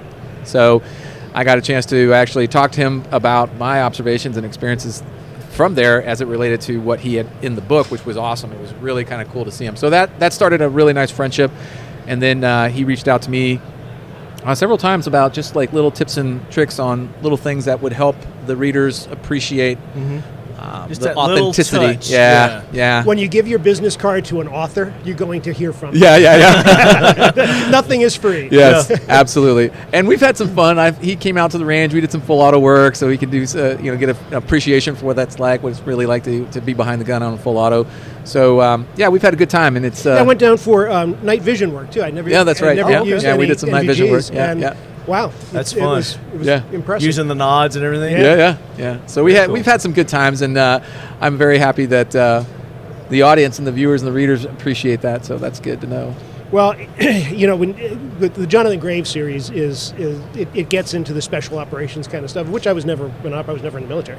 Yeah. And they pay attention to details, and if you get a detail wrong, Oh, you'll hear about it. Yeah. You're either just lost a reader, or you're going to hear about it, or maybe a little bit of both. Yeah, absolutely. Actually, they prefer to write a 3,000-word email about how they're tired of you gun-hating Democrats doing. It's like, whose book did you read? Yeah, right. It's. But so it's been a long friendship. We've been going on. I haven't seen him. This kind of our meetup spot has been at the SHOT Show. That's true. And of course, the last couple of years that's gone away. So it's So last year was like the first time they brought it back since the COVID. Yeah. So you guys came. You came last year? I did not. You didn't make it? You didn't either? I was afraid they were going to either. make me wear a mask, and that would just get ugly. So Yeah, I didn't want to go through that hassle either. So that was one of the big reasons why I was just like, nah, not this year, guys. I'll let them get it figured out. But no problems, right? I mean, I've seen a lot of employees that's still wearing the mask here, but yeah. As far as the COVID police, it's I think pretty, they've kind of moved past it, from what I understand, and I'm grateful. Well, they for have that. to. They have to. Life goes on, and So you true. gotta. The you gotta president wake of up. these United States has announced that the pandemic is over. Oh, he has. So he So did officially. Yeah, at the Detroit Auto Show, I think it was. Oh, one of wow. it was. He's on the record. Well, thank God we waited for that. Yeah. Right? So I feel it safer must right be away. true if Yeah. he says it, right? Oh, yeah. Oh my gosh. So Jonathan Graves, you've got one. You got a new one coming out.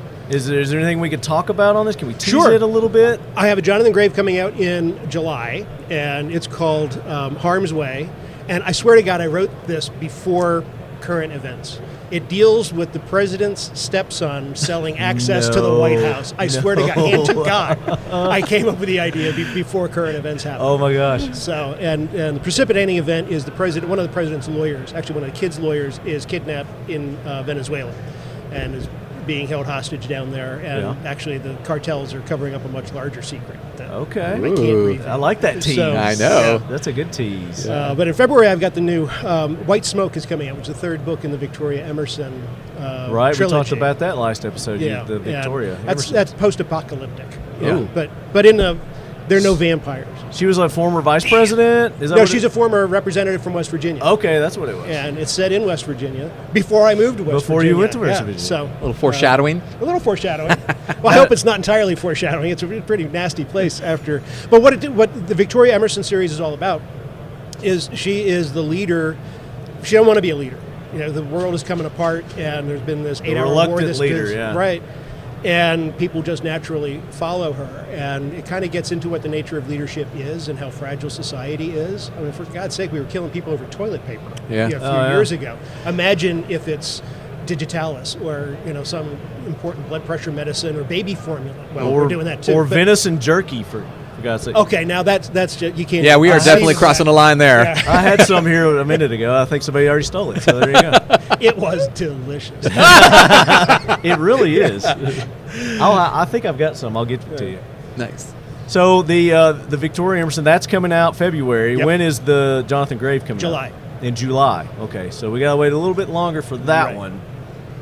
But looking forward to both of them. So, you're talking about all these different locations that, you're setting up some of these scenes and, throughout the book. Do you physically go and visit these locations like Venezuela? Do No. you go there and do a little...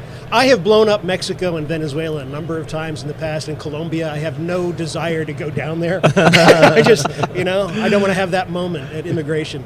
Yeah, well, I understand it. But do you rely on sources, outside of that?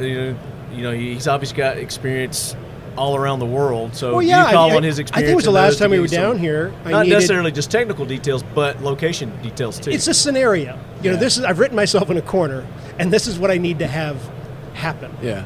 I need to, how would you do it? And it dealt with Swift boats was last time. Yeah. And which was fun, which was entertaining, because I was like, it could go a lot of different ways. What do you see? How do you want it to really play out in the end? Because that can really help determine what kind of information I would share with you.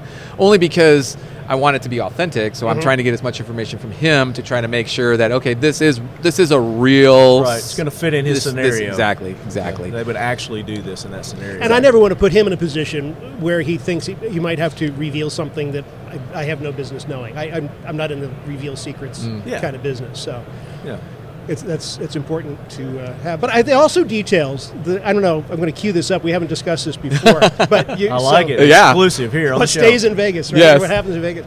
Now, you told me something. We were talking about extra ammunition. Yeah. And the significance of the magazine in your back pocket. Oh, yeah.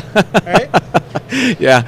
So I would, we have a standard loadout, which is like everybody has the same amount of ammo that they leave for the operation.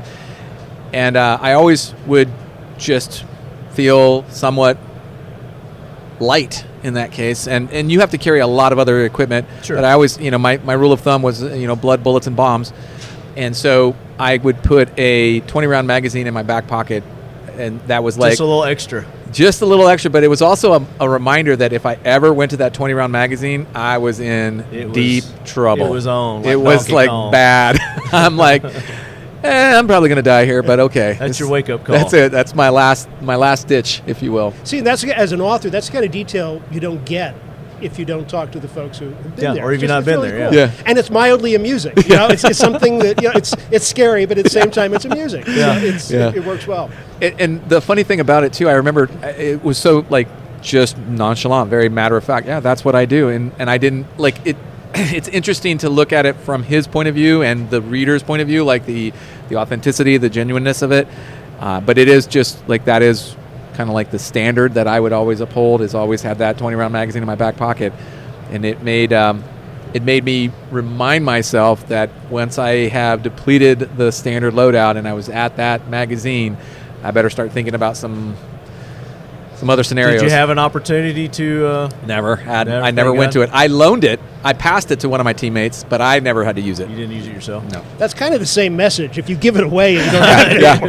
Yeah. Well, this is true, but there were some other things involved in that scenario for him. He got a little messed up on the insertion and lost some of his gear, so I had to share. There you go. I'm not a good sharer.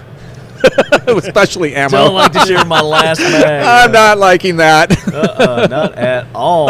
No. So what is it that you are doing now? Are you doing this full time, or are you like a consultant on? I do consultings with John on the books, but he doesn't pay any bills from that. No. I've been a professional trainer in the industry for about 20-ish years. Okay. So I run a company called Trident Concepts. We're out of Central Texas, and we've been a nationally recognized training company for a long time. It's hard. This March will be 20 years.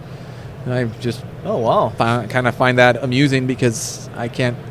It's just such a blur. Are you training law enforcement, military, and civilians, or yes, we do. Initially, when we first kicked off, we were knee deep during the GWAT, and so that's pretty much all we worked with was the special operations community.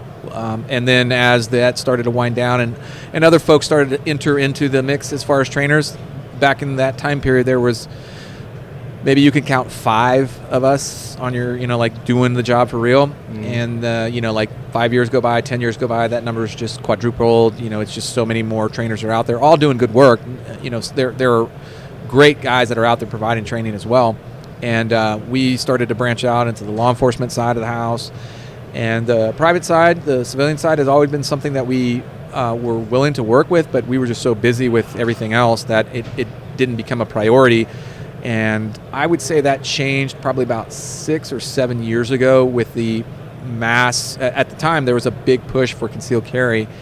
And then obviously you throw a pandemic into the mix, and that really kind of took off. So we've been focusing on concealed carry, low vis operation. Doing a lot of new gun owners. A lot, come through. Ridiculous amount, and I'm thrilled to see them all coming into the industry. Absolutely. It's a blessing to see. Are there terrifying moments though when you have somebody? Are you dealing with people who are picking up a gun for the first time? Literally have had that happen several times, and we have very good procedures and protocols that we follow. Safety is obviously very important to us and to our students. So it can be a little nerve-wracking at first. I think it's more nerve-wracking for them than for us. Sure. But we have great success at the process that we walk them through to get comfortable, so that they can then be more open to learning. Oh, this is in Texas, right? Well, we travel all over the country. Okay. Yeah, we'll travel all over the place. Have gun, we'll travel. Yeah, that's us. But we really did most of our beginner level classes in Texas. That's where I would say the lion's share of those classes went down. When we travel, we're typically doing more of the intermediate to advanced level classes, but the ones that we do around our home base are typically, we do all of them around our local base, but we focus mainly on the beginner level classes there. And the name of the company is Trident Concepts. Out of Texas. Yep. And they go to, is it their website? TridentConcepts.com. Okay. Yeah. Instagrams, you on the... I think it's Trident Concepts, one word, on Instagram. Okay. And then mine is JL_Gonzales. JL_Gonzales. Yeah. Okay. Yeah. And then, of course, for the books, I'm sure Amazon is loaded up. They're at johngilstrap.com is a place to start. And, I have actually, for those who are interested in the writing side of things, I don't blog or do podcasts on anything regarding guns. Just mine. Well, I do. Well, that. Okay, I go on to podcasts, but I don't host any. But I do have a writing podcast that is on YouTube. About 30 or 40 videos on that. Yeah, So I remember you talking about that last episode. that's Are you author still John doing Gilstrap. that? I haven't done a new one in quite a while, in part because of the move. I have to kind of reestablish stuff, but I'm about there. I just submitted a manuscript, so I'm unemployed until October 15th. a new one. So I'll start writing again somewhere around July 1st. Gotcha. So are you still trying to crank one out a year? The last 3 years I've done 2 a year. This is my last time Your other with series. 2 a year. That's just really hard. That has to be. And a lot of pressure while we're moving, and we have COVID, and we got a new puppy, and we, all that. Last year sucked. What kind of puppy did you get? It's called a Caviston. It's about 15 pounds of adorableness. It's yeah. Cavalier King Charles Spaniel and a Boston Terrier. Okay. And her name is Kimber. Kimber. Nice That's name. original. Yeah, I like pocket puppy. Pocket puppy. Yeah. I like that. That's hilarious. Yep, conceal carry puppy. Yeah. She thinks she's a Mastiff. They normally do. Yeah. Those little ones are the biggest ones. Yeah, for sure. So the books are doing good. You got the Victoria. Yeah, Victoria Emery, White Smoke. White Smoke comes out in February, and the name Harm's Way comes out in July. Harm's Way. So things to be looking for from our good buddy John Gilstrap.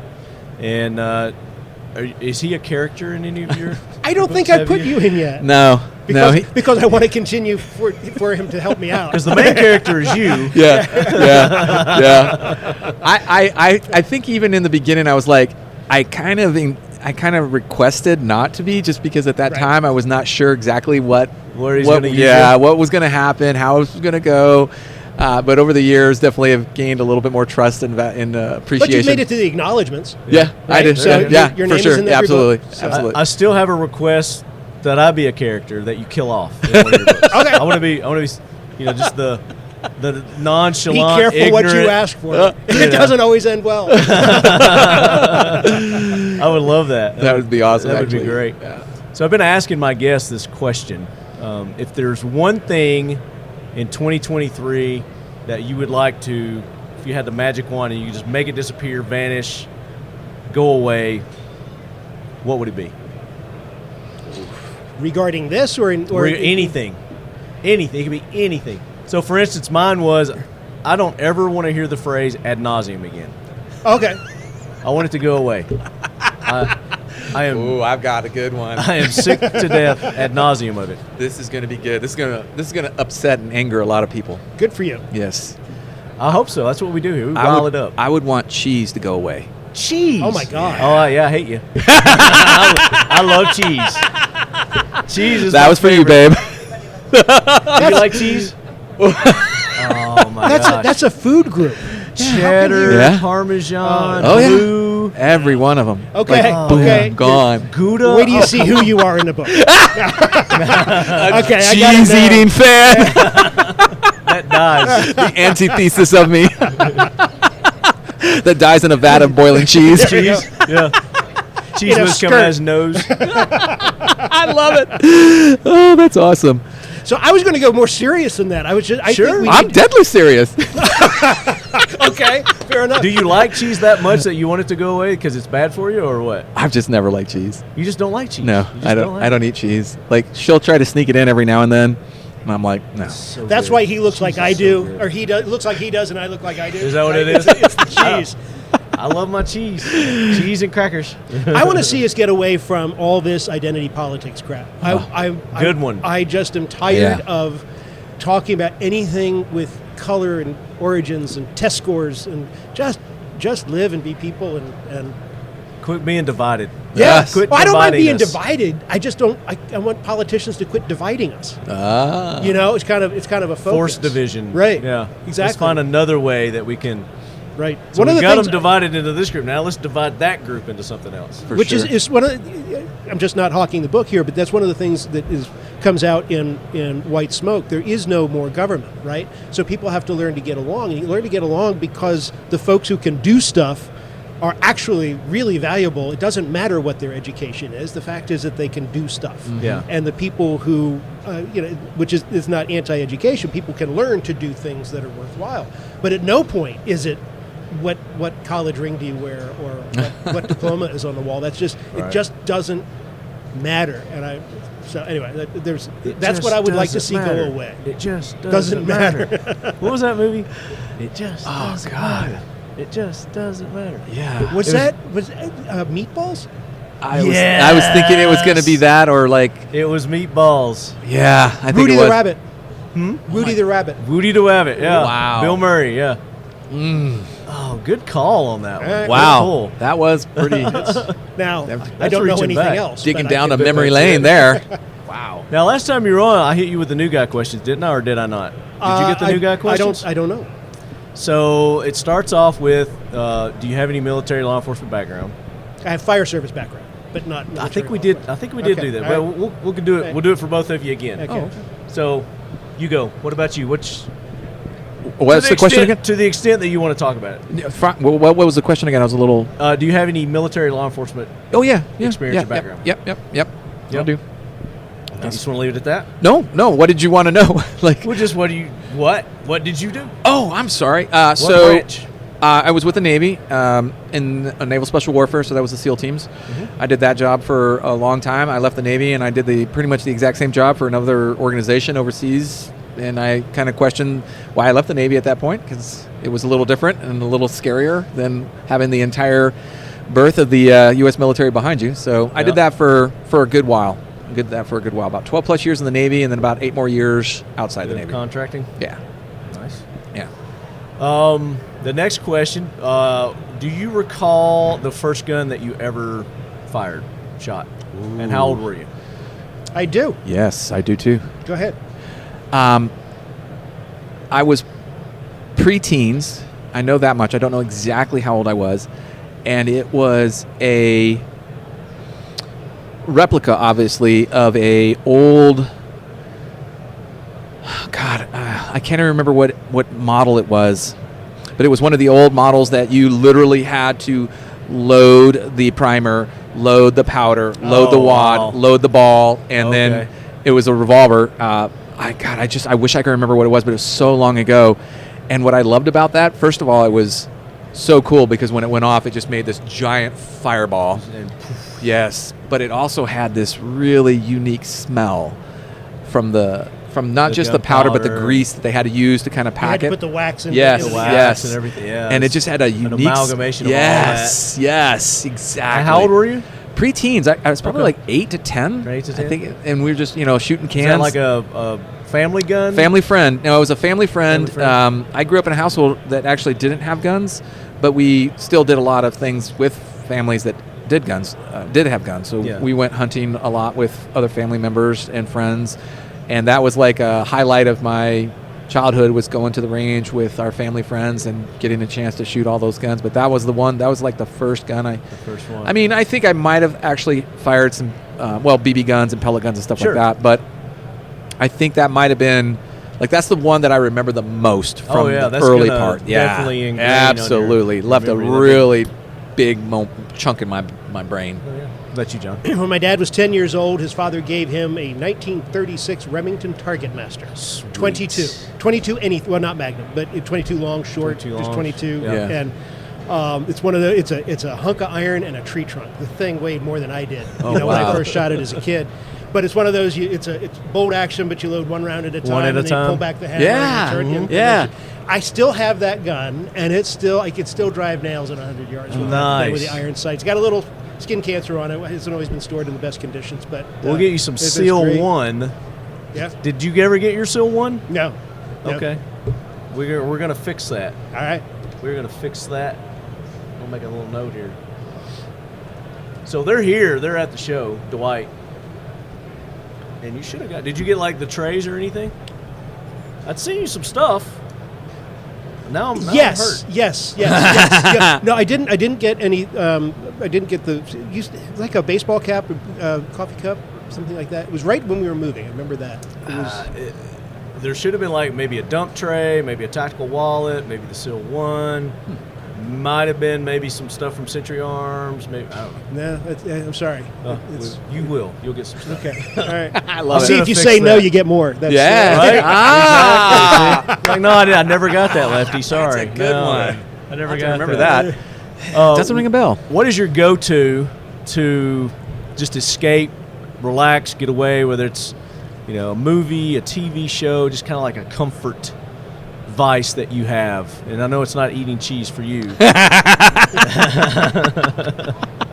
For me, it's going to sound so corny, but it's true. Music could be anything. Since we moved to the country, and I mean, we're in the country. We got dark skies, full cloud fields, or star fields, and I will go out back. We have a porch in the back, and I will just sit out there with quiet, put a fire in a fireplace, and just sit and be quiet and listen. And Not just this take time of in year, nature. obviously, but in the warmer weather, that's great. Have a cigar, have maybe a fermented beverage. Yeah? Yeah. Do you like the darker persuasions on the Yes, I do. bevies? Yeah, think stuff we that rhymes talked with about- scotch. When we did the interview, I think we talked about what your favorite. Lagavulin. That's what it was, yes. Yep, is my That's what- favorite scotch. And this is really scotch time of year in the wintertime. Oh, it You is. know, This it's- is perfect time. In Vegas. Being in Vegas, too. Yeah, and we have it with cheese. Whiskey, scotch, any of that with cheese. Wow. Maybe that's what you Maybe got. I'm lacking that. Maybe I just Do a little shot of haven't whiskey. broadened my palate. Oh God, that sounds lovely. It really really does. is. I could certainly enjoy that. It was interesting too because this was something I wouldn't have expected to kind of help me recharge because it doesn't seem like it would. But for me, it would be jiu-jitsu. And the reason why I bring that up is that for me it's very cathartic. It's very I find myself in a different mindset when I'm there on the mats rolling with the guys. And recently there's been a couple of really interesting things that have happened in the jiu-jitsu world. A lot of nonprofits that have started to work towards helping veterans, particularly suicide awareness.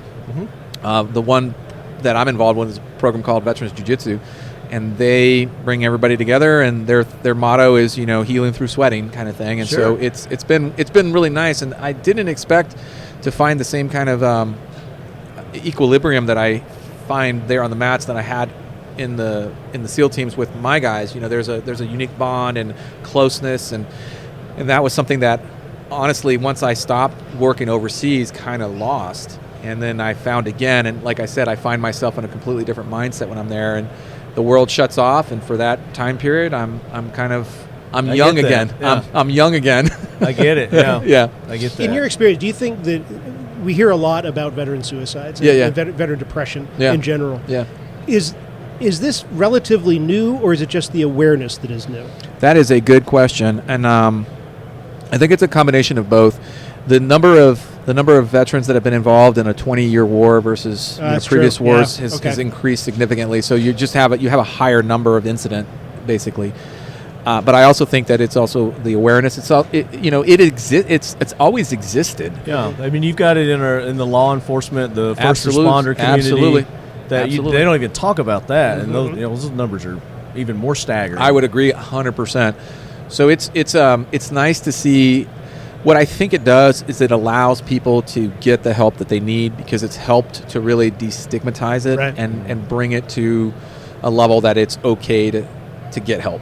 And that's ultimately when you're forced to look at taking your own life or asking for help and not feeling comfortable to be able to ask for help, then whatever we can do to help people feel comfortable asking for help is something Sure. we should do. in organizations like you're talking about, the jiu-jitsu for veterans, Veterans Jiu-Jitsu. veterans jiu-jitsu. Yeah. It's a way to keep them active. Oh, God, also, yes. and keep their minds off of sure. the other thing. So I found that that's kind of the key to a lot of these organizations is is getting them off the couch. Yes. And keeping them active, which is Sheepdog Impact Assistance kind of motto. Yeah, I love that. Yeah. Yeah, it totally is. And when I, the funny thing about it is just about everyone that I know that has come to one of those sessions was reluctant to come at first, got dragged by a partner or a friend, and it's usually a third party that's got to get them there. It's so true. Absolutely. Very rare that they'll seek these organizations on their own. It's true. And once they are brought into the fold, it's pleasurable to see the changes that actually happen. Like they recognize, wow, this is an environment that is healthy for me, that actually I can be around. Right. And they do things to help create a kind of like a condition where people feel comfortable being around other people that have similar kind of issues, if you will, or whatever you want to call life them. Experiences. Yeah, exactly. Yeah. That's what it boils down to. They all have very similar life experiences that they can share. And like I said, when you're on the mat, like I've always tried to say that, for me, my goals are, I want to be able to sweat on a regular basis. When I'm sweating, I want to suffer with other members of my team. And then when I'm sweating with other members of my team, there's that cathartic process that we all can, like lean on, if you will. Right. Like there's support there, whether you know it or not. Yeah. That's another thing we need to do, is find a way. I think the internet in general, present company excluded, of course. No, I think the divisions that happen as people get more and more driven to their bedrooms and their cameras and their just their life of seclusion. Yeah, life of seclusion. Yeah. What we're losing is, the closeness of the teams, or the closeness of fire crews and such. It's kind of unique, but we used to also have it just because people were together more. And now neighbors getting together for barbecues. Absolutely, yes. And now for kids in particular, together is playing the same game separately from different places. From another online. country. Yeah. And that's, I don't know, I despair the species. I think we need, there are a lot of, if there's a way to introduce what you were just talking about in terms of the veteran for jiu-jitsu. Yeah. Not for veterans necessarily, but just for communities, something that brings in activity and brings in camaraderie and without the more danger interaction. Yeah, and I want to clarify something too. The Veterans Jiu-Jitsu is open to not just veterans, but first responders, law enforcement. All first responders, all law enforcement are welcome there. And the way they do this is that whenever they're holding a Veterans Jiu-Jitsu session, it's free to those members, veterans, active duty, or veterans, law enforcement, active duty, or retired, and same thing with all the first responders. So where are they based out of? They are actually growing, and they have different areas. Like they pop up in little cities and whatnot. And the best thing to do is to go onto social media, Veterans Jiu-Jitsu. Facebook, I think, is. I apologize. I wasn't prepared to talk about this. It just was kind of like popped out, and this is the thing. But they. And I'm not sure if when you said Sheepdog, you were referencing Sheepdog Response. No, Sheepdog Impact Assistance. Based out of Arkansas. Sergeant Major Lance Nutt. Amazing organization. Awesome. So first responders. Yes. Military, law enforcement. So this is a plug for my good friend Tim Kennedy. Sheepdog Response has a headquarters building in Cedar Park, Texas, and that is where they are now currently headquarters out of Veterans Jiu-Jitsu. But they have, I guess, clubs in other locations, so you can go and find a club hopefully near you. Yeah. Or if there's interest, they are expanding very quickly to bring that kind of branching out to other states. Exactly. Yep, absolutely. Good. Do you know the website? I know I'm putting you on the spot. Yeah, you do. Yeah. Probably the best thing to do would be to go to Sheepdog. My phone. Yeah. And pull it up. You could probably. I know they're on Facebook. They have a Facebook page, Veterans Jiu-Jitsu, and I'm almost positive that they do have a website. I would be so bold as to say maybe veteransjujitsu.com, but I am not sure about that. I just know them as my crew that I get a chance to roll with. That's kind of how I take it. I obviously have taken it for granted that I haven't put more homework, more time into being more familiar with them. But I will promise you this. I will get you that information. I'll get your card, and I will make sure that you have all that information. I may have it here in just like 2 seconds. Oh, right on. Veterans Jiu-Jitsu. Is that it? Yep, that's it. That's it. So it is www.veteransjujitsu.com. There you go. It's that simple. It's that easy. That's a shout out to Joey and Tim and Chris. They were the guys, the proprietors behind that. So I love it when people can get their name, Yeah. in their thing instead of having to. I know, finagle it right? and Yeah, change it and yeah, so true. I was pretty lucky with when we were looking for a company name that we could actually gain the website, the website address for. So Right. that was fun too. one that wasn't already parked by somebody. Exactly. Pay $1 million. Did you have to pay for yours? Did somebody already have John Gilstrap? No, JohnGilstrap.com was available, but on Twitter, I'm John Gilstrap 201. Because 201. somebody else, he's got like 5 followers, but he's got at John Gilstrap, and I'm not going to pay him for it. Oh, wow. Do they allow you to do that with Twitter? So if somebody wanted yours, you could. I think he would just have to give it up. And then Surrender it? Do you just give you I the don't know. login I've never password and you pursued take it over? It Yeah, drives I don't know. it drives the publicity department at the publisher crazy. Oh, I'll bet. I'll bet. Really? I'll bet. Why is it 201? I don't know, because it's not 8:45. It's not. That's hilarious. That's hilarious. That's what I came up with on the spot. So you guys, have you had an opportunity to walk around the show? See? Yeah. See, so what's cool? What have you seen out there that's pretty interesting? I haven't. know it's day one. Yeah, I haven't seen it yet, but I'm going to be heading over to it. But I heard really good things about Beretta's new Cheetah that they just released, apparently here at the show. So I'm going to be probably heading over there at some point this week to check that out. It's supposed to be their direct dive into the concealed carry market. Okay. Which is something that we're pretty interested in as well. I never know how to pronounce the name. Stoger. Stoger. Okay. I say Stoger. I always think shotguns, right? They've come out with a 9mm pistol that is really, really pretty cool, and in the $400 range. Okay. Well, and the other thing, as Evan was talking about your new 410. Can you hand us that? There? I was going to ask you if you had an opportunity. No, he was just talking to I tried to move it out of the way before, so I didn't. Oh no, knock it over. that's for you to play with and this look at. Is, in chambered now in 410, which I think it hold 15? Was it 7 plus 1? Yeah, 15. Depending on the size you use. Yeah, I was pretty impressed with that. 410 was a gauge that I grew up with. That's what I started shooting, from the shotgun world. Yeah, me too. That was like one of my first shotguns. Yeah, exactly. So still have it. I'm pretty enamored with this. I want to play with this a little bit more. Bullpup. This is the world's first bullpup 410. Get out of here. Nope. That's so cool. Yeah, kudos to these guys. And I wonder, I guess the 410 market is a growing market. It appears this isn't the only new modern take on a 410. Yeah, well, you got those the handguns, the judges. Yeah. I have a circuit judge, which is my lawyer or something. I don't know what they call it. It's my anti-coyote dog. Gun when I walk the dog. Yeah, and it's 410 and 45 long colt. Oh, yeah. Nice. So and I'm pretty sure they can't do the 45 long coat in these. I don't know if we haven't talked about try it, so once. I don't know. See how it goes. Just try it just once. Let us know. See how it works for me. Yeah. Hold it out here when you do it. Though. The next time you see me, I'll get a a patch. Arg.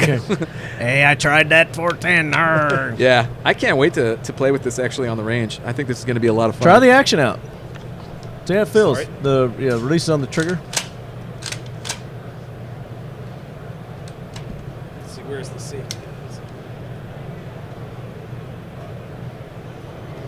No, I think they got the firing pin out, so not gonna be able to. But the rack and action's real smooth on it. Yeah, it was.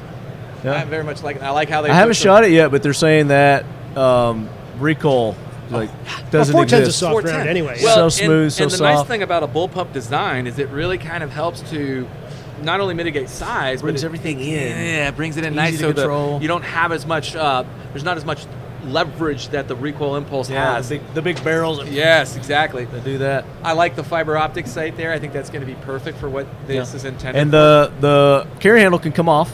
Oh, It's detachable. no kidding. Okay. Yeah. So if you wanted to take that out, I think you can throw it like an optic, a red dot, or something like that. Very cool. Take it off, but yeah, Check that out. it's kind of cool. And then they've got their the R50, which is I don't think I've seen that yet. it's the 5.7 round. Oh, nice. Good for them. That's making a comeback too. Yeah. That's really getting popular. Yeah, I think they're one of the reasons for that they came out with another gun that will shoot the 5.7 round. So they had the P50, which is their pistol version of that, and then they just came out with the R50, which is a rifle Nice. version of it. So it's got 16-inch barrel, and it's got a ambi foldable stock, so it'll fold left or right. Really? How cool Pretty is sweet. that? And they've got that out. You need to check I that will out when go you check go that out out there. before we leave. I think you'll definitely enjoy that. And they Yeah. were shooting it. They were shooting it suppressed at the range yesterday. It was just like poof. Yeah. It's a fun little round. That 5.7 is a Yeah. interesting little round. We were just talking about it a little bit earlier today, as a matter of fact. Yeah, it's coming into its own. So, how do you guys feel about AKs? Oh. Do you do a lot of AKs in your books? No, and I don't enjoy shooting an AK for whatever reason. I just don't. It's of course I've never shot a new one. I've only shot The older ones. Yeah, and it just feels kind of clanky, and I mean, it does. We it need does to what get it needs you to do, into but a it's- newer, Yeah. Okay. more modern AK, and then I think you'll change your opinion on them. Okay. I did. All right. I would did. say this. I like them for the simplicity and for the engineering that went into them. I mean, it's pretty impressive. I literally have been into huts where the gunsmith is literally stamping out parts of the receiver to build AK. So it's pretty ingenious to see how easy they are to make. Take a frying pan and make one. Yeah. Pretty much. I am also thrilled to see how they have kind of joined the ranks of modern, adaptability and modularity, Right. and And really I think kind of that's putting really that. what has springboarded the Yeah. popularity of them, because they are. Yeah, I mean, it's hard to wildly argue. popular now. It is a extremely effective round. I mean, Oh, yeah. I that's one thing that I've always been happy about, is that the performance of the round. If I could just get it in a platform similar to an AR, to be able to exploit the Occam Defense Solutions. Check them out. I will. My buddy Brian Keeney. I think he might be here at the show. I've had some luck modernizing the models that I have, the copies that I have. Yeah, and they are. Well, that's the thing about it. You should get the aftermarket, like Yeah. Midwest Industries. Yeah, It makes nice yes, hand guards. and yes. I mean, grips you've and got different there. things. You would be surprised. I think you would probably change your opinion if you had a chance to shoot something that's a little bit more modern. Well, okay. In all fairness, the AK that I have shot I went down to Quantico. I was invited to the Joint Captured Materiel Exploitation Command demonstration of weapons. Wow. So the AK was actually picked up off a battlefield. I was going to say, it sounds like seized weapons. They Yeah, got from it was overseas. seized weapons. Pretty much. Yeah. That's And exactly what it is. it shot Foreign PK, weapons. And so in all fairness, it was probably not a new off the factory model that I was shooting. Well, the newer ones are going to operate and function pretty much the same. It's just the interface. I think the things that have really made that a much more popular platform these days, or how the end user can do so much. They're tighter. Yes. The specs on them are tighter. They're not as clunky. Or Yeah. They don't clack at you anymore. jingly. Yeah. As they used to be. But now, hey, you can still get one of those if you want one. Just for nostalgia. You want one. I know there's some manufacturers that I'm just saying. They don't really have it tight ship yet, but cool. So appreciate you guys stopping by. Thank Thanks you for very having me. much, Is there John. anything else we need to talk about? Push plug? JohnGilstrap.com. White Smoke in February and Harm's Way in July. Nice. Perfect. Actually, and I want to make sure I get your address. So TridentConcepts.com, but ConcealCarryManual.com, which is the new concealed carry manual that I wrote that I wanted cool. to get you a copy of. All right. Yeah. I like that. Yeah. Oh, okay. So you're an author as well. Yeah. We didn't even talk about that. I know. It's like, he's the star, though. Like mine is more of a manual. It's not really a book. It's a manual on concealed carry. But it's education. But it It has is. a lot. You know what we do on this podcast? we leducate the uneducated. There you go. Well, So all the From your lead quarters. the I heard lead that. I heard that, yeah. the official lead quarters. oh, I love that. That is awesome. That is awesome. That is a great pun there. I love that one. For 10 years we've been doing that. That is awesome. Good for you, man. Yeah. Yeah. The book came out last year. Was it last year or the year before? I can't remember now. And really what I wanted to do was just provide people with like I said, we kind of got selected as the de facto subject matter expert on concealed carry within the industry. So I wanted to try to put that knowledge into something that would be helpful for all the new gun owners. And I think you would appreciate it as well. And plus, I'd be curious to hear your thoughts on the writing. Well, subject and verb agreement, that kind of thing. I can't wait. I'm going to get it back. It's just going to have like yellow and red marks all over it. It's like a coloring book. Yeah, exactly. These never words send were me, never all send on me a the copy page, yeah. of anything you write again, Jeff. No, I look forward to getting it. Good. Yeah. Well, guys, I really appreciate you taking time to be on. I know you got a lot of places to go and a lot of things still to see. If you have an opportunity, later on in the week, if you're still here, you see something really cool that you want to come back and talk about, would love to have you back on. All right. Awesome. Would love to do that. Let's hook up again some other time. You got another book coming out, or you got some training coming up. For sure. Let me know. And, of course, before those books come out, we need to, or when they come out, we need to have you on, and we'll do a good book release. I look forward to that. With the lead heads. Thanks. You're very good to me. I appreciate that. All right, guys. We'll be back with more from the 2023 SHOT Show here from the official Leadquaters at Kel-Tec. Nice. Rob would tell you that failing to prepare is preparing to fail. He's not a prepper, but survival skills, personal preparedness, and self-sufficiency are important skill sets in his book. His firearm of choice, the Kel-Tec RDB Survival, says a lot about him. This great compact bullpup rifle fits in a pack and tight spaces when he feels like bugging out. Unlike ordinary bullpups, the RDBS rifle redefines the concept of platform, offering a traditional rifle grip, balance, crisp trigger, and an adjustable buttstock. The RDB Survival delivers 5.56 ballistic performance in a compact package weighing 5 pounds 14 ounces. It has a patented downward ejection that allows for complete ambidextrous use with an intuitive safety and reversible charging handle. It's a get you there, never let you down kind of rifle. Innovation, performance, Kel-Tec. I'm Audi TT here. You got another one? Did you say you had two? Yeah, but he's I don't see him, Patrick, but he's Damn it, Patrick. Yeah, if we see him, we'll flag him down. Okay. Did Ben come? Ben, which one? Is it Ryder? Yeah, Ben Ryder. Yes. I was saying Tom Raider and then Ben. Yeah, Ben Ryder. Yeah, and they were actually walking around together. That's funny. Yeah, both of them just left. Sons of bitches. They go all in the big power wagon? Oh, probably. Yeah. Probably. That thing's pretty fucking Damn cool. it, I didn't get to see it. I still didn't get to see it. Yeah, it's cool, man. Huge TFB TV logo on the side. I know, man. Cutting me down. Cutting in just a little bit. You got a voice for radio, man. That's good. Most people, I got to like crank it because they're like way back here. Yeah. A little quiet, kind of like Ryan. Kind of like Ryan. I'll lean in if I need to. If I need to. You can also pick it up if you want to. Don't be afraid. Don't be afraid of that big black thing, right? Yeah, he's a huge power bottom. He can lean into it if he needs to. All right, Leadheads, we are back with day 4 of the 2023 SHOT Show, bringing it to you from the official Leadquaters of Kel-Tec, and it has been a wild week. Lots and lots of awesome guests, as you have heard probably in our previous interviews. I don't know how I'm going to edit this. Who knows what's going to be in what order, but this will be probably towards the last. And kind of true to fashion, kind of, our tradition. We've got James with TBF. Close. TFB. There you go. I was going to see if they got me. Yeah. The Firearms block, ladies and gentlemen. Glad to be here. Thanks for having me. And you brought a friend with you. Yeah, Ryan. This is my That's got to be your guy right there because he's wearing the same shorts. Yep. Oh, yeah. Come on in. You got your Ranger panties on today. That's right. Yeah. Is this for a celebration of your birthday? Pretty much. We'll call it that. No, I always wear shorts on Friday because, everybody kind of associates me with shorts, and what I tell people is like I didn't know I was gay until I got on YouTube and everyone told me I told was. You were gay. Yeah, because I get that a lot too. Yeah, because where I'm from in Florida, it's 100 damn degrees and 100% humidity all the time, and everybody wears shorts like this, and then I get on the internet.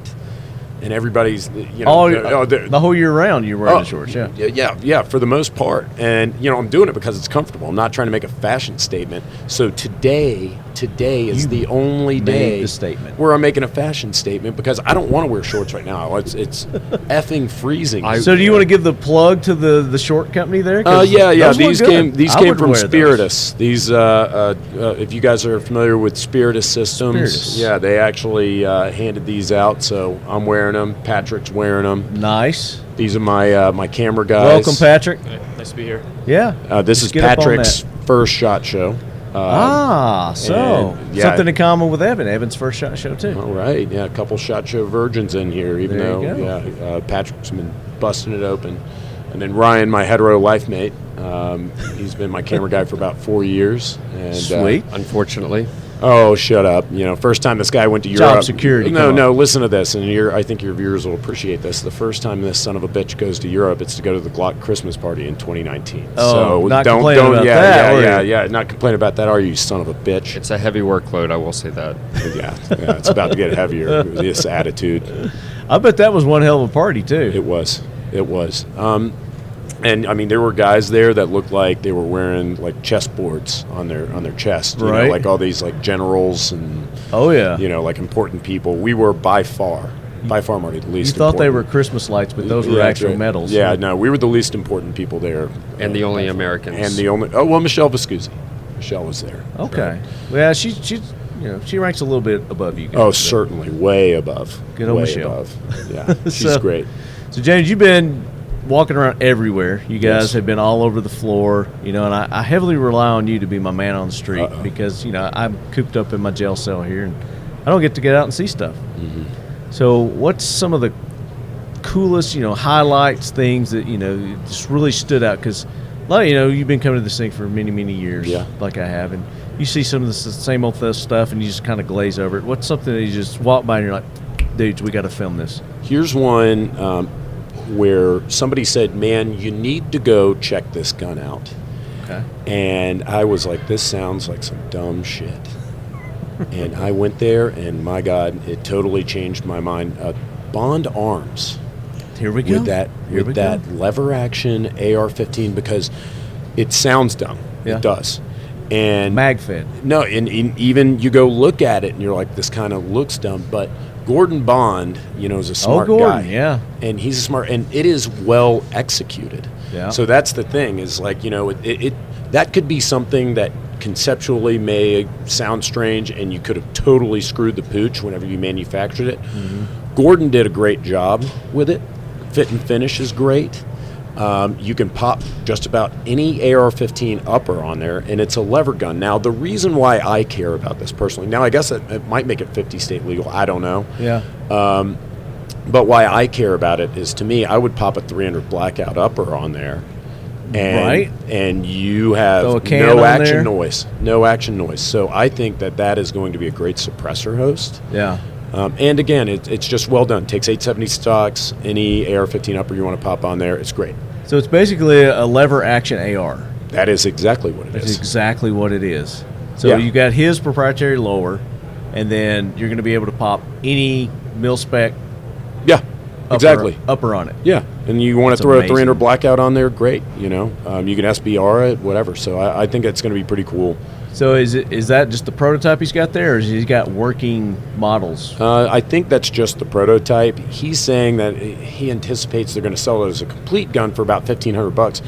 I think if he wanted to sell that lower for $1,000, just by itself, I bet he would sell way more. Yeah, a whole lot more. That's what I would do if I were him. But well, initially, he probably will start off doing the full gun, and then as that picks up, and he recoups his R&D and everything, then he'll do the lowers too. But switching gears, the Smith & Wesson M&P 5.7 was kind of cool. I mean, we're seeing a lot of fives. We got one here. Did you check out their? Of course. Okay. I got to shoot that I got to shoot that with George about 2 years ago. Whenever I went to the lovely. Did the tour? Yeah. Cocoa Beach. Yeah, of Kel-Tec. Nice. And, in the summer, mind you. Yeah, in the summer. That's the only time to go, right? So wore your shorts, I bet. Yeah. Oh, absolutely. And nobody batted an eye, down there because it's Florida and it was 110 commonplace, degrees. Right? Yeah. So I mean, that was cool. And then the 5.7 pistol that they have,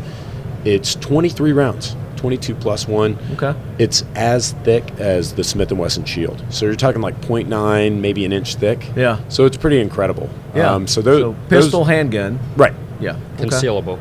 5.7. 23 rounds. Nice. In your waistband. Very good. And is that a working model? They've got that out? Oh, yeah. Have you shot that yet? Not yet, actually. Okay. And I was pretty pissed. But then again, I haven't been home for 3 weeks. So like I did for my 40th. Yeah. I did, which is today. Happy birthday, by the way. Thank you, Marty. I appreciate it. Should we sing? No, please don't. We did Please last don't. night. Yeah, they did last night at the Circle last Bar, night? and it was a big scene. So Nice. about 2 a.m. It's probably all on the gram somewhere. So Yeah, I'm sure. we'll pull I it hope up. not. I certainly hope not. But The big 4-0. Look yeah, at you. yeah. So they said I have it, but I went and did Chile and Patagonia and Cape Horn and Buenos Aires and all that shit for about 2 weeks, and then I came straight here. I did not. So I have not been home. Was for that 3 like your weeks. birthday present? You Yes, did it that for was. your birthday? Yeah, my That's wife a and I. hell of a birthday present. Yeah, it was Nice. great. Yeah. We had a great time. So in any event, What'd you get? Oh, what for my birthday? Did you go hunting? No. Okay, No. Just hiking and Hiking and sightseeing. Oh yeah. We did. We're big outdoors people, my wife and I. So we did some camping in Patagonia, ton of hiking. It was legendary. Yeah, Like, absolutely. What's some of the wild animals that you saw that were just? Let's see. We actually saw a puma, a wild puma, mountain lion. All the Yeah. same thing. First time in my life. So saw that. Tons of Wanako. Like up close and personal. Oh, kind of up deal? close and personal. We did a tour where it's like you go and look for them, and this actually pisses me off a little bit, Marty, because we paid for this tour, and you read the tour and it's like, oh yeah, it's a puma track. You're gonna track these pumas, and you're gonna see these pumas and everything. You're gonna pay a couple $100 each, and it was me, my wife, 4 of our friends, and. They're like, oh my God, when we see a puma, like in the first hour, and they're like, oh my God, and like the guides are like, look at it. It was beautiful. It was right there. It was right by the road. Yeah. It was probably 5 a.m. It was amazing. And they're taking pictures and video. The guides are. And we're like, man, that's cool, but you see these guys taking pictures and video. It's like, you guys, you see this every day, right? And they're like, oh no, we see like 2 of these a year. So it's like these guys were about to hang me out to dry for $200 a man. They made it sound like we were gonna see a puma. We did, but the odds, the odds were very slim odds. Yeah. And then there's just Wanako all over the place, and reyes. So Wanako, llamas, reyes, ostriches, more or less. Yeah. But those were all over the place. So it was cool, man. So it's like you're in a vehicle touring, or are you actually walking? Dude, literally a van. You're out in a van, and every now and then you get out and walk around. But when we're doing the Puma track, you're just driving around. And they've got some guy like in a clapped out Oldsmobile, right? Who has the radio tracking collars, yeah. and because he monitors these pumas, he knows where they're at. Yeah, and you kind of like you pass each other on the road about every hour or so. So I mean, it was cool, man. I mean, I had a great time. That sounds like a good time. Yeah. Yeah. I mean, we went all over. So well, happy birthday. Thank you, Marty. Absolutely, bro. Boys, what do we think here? I got Patrick and Ryan with me. We talked about my camera guys. What did you guys see that you liked? Honestly, the range day, the Olympia Arms. 2311. Right? No. Oh! I was thinking of Oracle. Talking about the 40 Mike thing? No. They had this rifle that was it operated just like a Barrett, so the barrel would come back about 5.5 inches. Okay. And it felt like you were shooting 9mm out of a PCC. Seriously. Was it a 50 cal? No, it was a 7.62. Okay, 7.62. And 308. It's got a spring barrel. Yeah, it's got a reciprocating barrel that it's like less recoil than a 5.56 probably. I missed that. It's incredible. I don't know how I missed that. Yeah. TFB TV video on it. You check it out. I'm gonna go almost check it out. as good as shooting it. Almost as good. Yeah. If you Did you shoot it? Oh yeah, hell yeah. Yeah. If you watch the video, like we all just like have smiles on our faces. Yeah. We're just like, how is this possible? How's this working? Yeah, that was amazing. Rye guy, what do you got? Not really necessarily firearm in particular, but I did like the. We're huge 1301 fans. Yeah. And what's that company? LTT. No. The rail. Oh, Mesa Tactical. Mesa Tactical. Yeah, they have a whole new line of aluminum. 4 ends with M-Lock for 1301, Benelli M4, the Mossberg series. Yeah, those were cool. And we geeked out a bit. Yeah, I really enjoyed that. I mean, that's more gear, but I was really excited. Yeah, very good. Now, this was at range day. You guys saw all this stuff?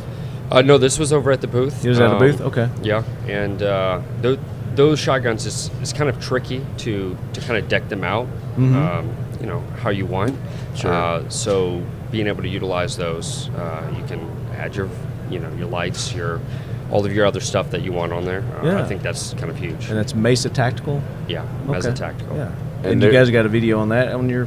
Oh, no, we didn't do a video on that. I mean, it's just so hard, man. Like, we make anywhere between, like, 65 and 100 videos a year. at SHOT Show. Only at just SHOT Show, yeah. Yeah, and so it's like, man, you want to do a video on everything, but you really have to pick your battles. And accessories, like, it's got to be a big effing deal. And really, in the accessory market, like, suppressors, silencers, that's what everybody gets riled up about. So we have a lot of those. Have you seen, did you run into Jeremy with Black Collar Arms? Oh, yeah. I did a couple times. I didn't get to see accessory. Oh, the guitar the strap. Adapter. Yeah.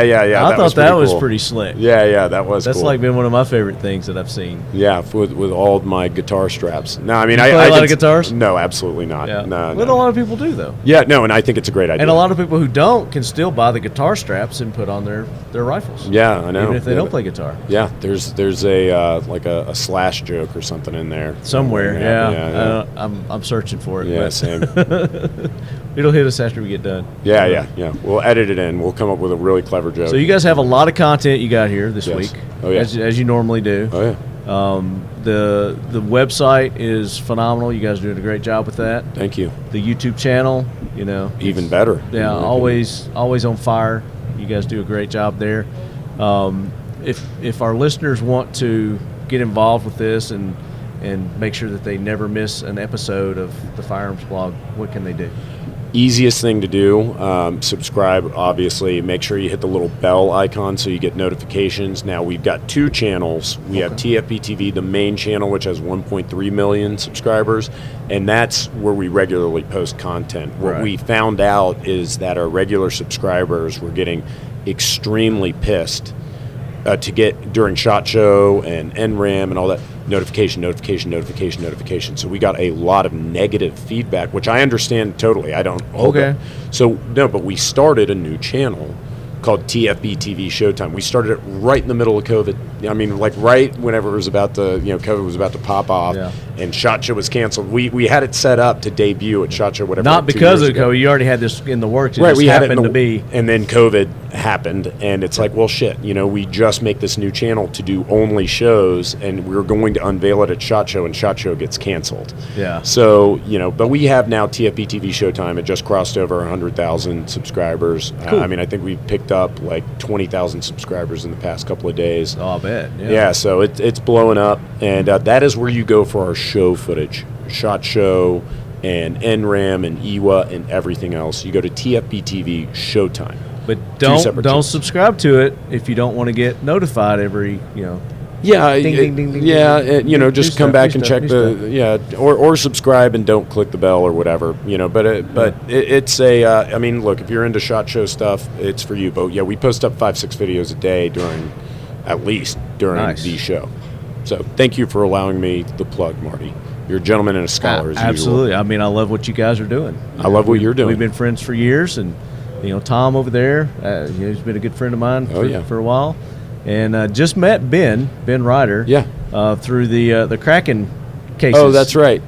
Yeah. Those are neat. We got to test those, beta test them for. Yeah. Him. So, no, I think that foam that he's come out with is pretty really cool. Yeah, it's real cool. We had the opportunity to give 5 of those away to some of our listeners. Oh, that's cool. Yeah. Do I qualify? Well, we already gave them away. Well, what am I even here I bet for? you know a guy, though. I know a guy. You kind of know a guy, and I saw that they came out with the rifle case now. Well, for the pistol case, I was the number 2. My boss, Pete, and then myself, we actually went on there and paid for them, to support Ben. Yeah. So we got on there. So I've got number 2, and Pete's got number 1 of the pistol cases. Very cool. Yeah. So you're getting number 2 of the rifle case just to keep it the same? No, because I'm a cheap bastard, and I already have the prototype. And the prototype's been just the rifle looks cleaner, like the new rifle case. It looks cleaner, but we have the material, we have the prototype, and it works just fine. It looks ugly, but it's the inside of a case. Yeah. Whatever. But the new stuff is really slick. It is. I was hoping that he would come by. And did he have it here? Did he have them here at the show? I'm sure he did. Did they have a present? I didn't know if they did or not. Yeah. But yeah, those were cool. And then I wanted to see the new Power Wagon, the new Firearms blog Power Wagon that Tom got. I've heard it's if you see smoking. Like a massive truck with a huge TFB TV logo on the driver's side door.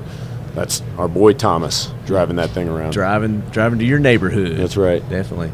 So last day, I guess you guys wound it up. Is this your last stop here? Yeah, this is the last stop, man. We just came honored. to see Party Marty and give you the breakdown. I appreciate that. Hey, and on your birthday, too. Oh, thank you. Happy birthday. So I want to ask, is it Patrick? Patrick, this is your first SHOT Show. My first, yeah. So what's your take on SHOT Show, man? Everything you hoped and dreamed it would be? That and a lot more. That and more, huh? Yeah, it's just like all out all day working, and then you're busy all night too with engagements or the festivities. What was your favorite after show event? Great question. That is a tough one. I think the silencer shot party last night was pretty good that we went to. The location was really nice. Yeah, where did they have that? It's at the it was like the Boombox Bar in the Cosmo. Okay, it was in the Cosmo. Yeah. So really good view of the Strip up there, and great venue. Yeah, and the drinks were on point as well. Oh, and free. It's Cosmo. That makes them even more on point. So much sweeter. It goes down so much easier. Yeah, it does. Yeah. So do you have plans to celebrate the 40th tonight? Yeah, we're just doing an open thing. Like I announced it on social media. I haven't checked my Instagram or anything this morning, because we've been running around. But I just posted. Like I'm very appreciative of our viewers. Like they're the customer. Yeah. They keep us in business. So I said, hey, look, open invite. Anybody wants to go to the Double Down Saloon tonight at 8:30. It's a real shithole dive bar. It's apparently notorious for fights. Yeah, probably. People getting stabbed. Yeah, I know. Maybe me. Who knows? If you wear those shorts, maybe. Yeah. That's right. Yeah, for sure. Raising my profile and lowering the inseam. But yeah. So that's Double Down Saloon, 8:30 tonight. We're just doing an open invite. Anybody wants to show up? Come on. Very cool. Last question. I'm asking this of all our guests that we have on. One thing that you could do away with, eliminate completely, just vanish from the face of the earth in 2023, never to return, what would it be? I want to start here. SHOT Show related? Anything, 2023. For the year 2023, you have the ability to make anything, one thing disappear, never to return again. It could be anything. Well, 45 ACP. I'm kidding. I 40, I guess 40 cal. Yeah. One of the right It's answers doing would itself. probably be world hunger or something like that. But since I'm on SHOT Show is on the brain, those carts that these guys pull. Oh yeah. That you cannot get through the SHOT Show. That has been a avenue. wish every year for SHOT Show. Yeah. But absolutely. they come back in force every year. Unfortunately, they do, and now they are. We should come up with some sort of an invention that will, like, trash them, destroy them, or something when people are. Oh my God, that would be hilarious. Or you could have a couple guys like dressed up in like some funny costumes, and they got hammers or something. Yeah. Or like drive go-karts into the them. pull cart police. Yeah, exactly. Yeah. There's a way we can make this entertaining and that would be great and useful. Yeah. Patrick, did I get that right? Yeah, I did get that right. I would say probably the Paul brothers. If we can just get rid of both of those guys. Who are they? Paul brothers. Maybe we shouldn't even talk about it because then I'll give more clout. So. Okay. Oh, I know the YouTube guys. They're a YouTube duo or something. Okay. Yeah. I'll agree with it. I don't know who they are, but maybe it's already working. I would keep it that way. Don't Google them. All right, James. I don't know. It's a toss-up between YouTubers and lawyers, but both of those could vanish. Influencers? Yeah. Oh God. Influencers, the whole influence thing. Oh, I hit TikTok, like that vanishing. Man, I've got a list. I've got a list, Marty. You keep going. I like it. People who read their cell phones when they're the number one slot at a stoplight. Oh boy. Oh, we could get the police to the pull cart police. The pull cart police on them. Yeah. Oh, that would be great. Come up and just grab the phones. Yeah, smash them. Look behind you. Look at this guy. Oh no. Yeah, you missed him. Well, he was pretty. Yeah. Yeah. So that for me, I don't know, but it certainly wouldn't be SHOT Show because I love even the pull cart guys. Even the pull cart guys. I'm just so happy to have a normal, regular. One thing I would SHOT like show. to see though with SHOT Show is I like to see it mobile. I like to see it move around, different spots. Oh, like it used to be. I see. My first SHOT Show was Orlando. Really? Okay. Yeah. So you've had that experience, yeah. Been around. Yeah, I think it would do a lot better if they pick strategic spots throughout the nation and just move it like NRA. Yeah. I hate to compare it to NRA, but kind of like NRA. No, I think that's great. And are you guys going to NRA? Probably. It's always, that one's just a little bit more of a hot button. It's like you can't have an NRA without there being some sort of controversy. But I mean, Sure. It doesn't deter us. We still go. But if the schedule allows it, we show up.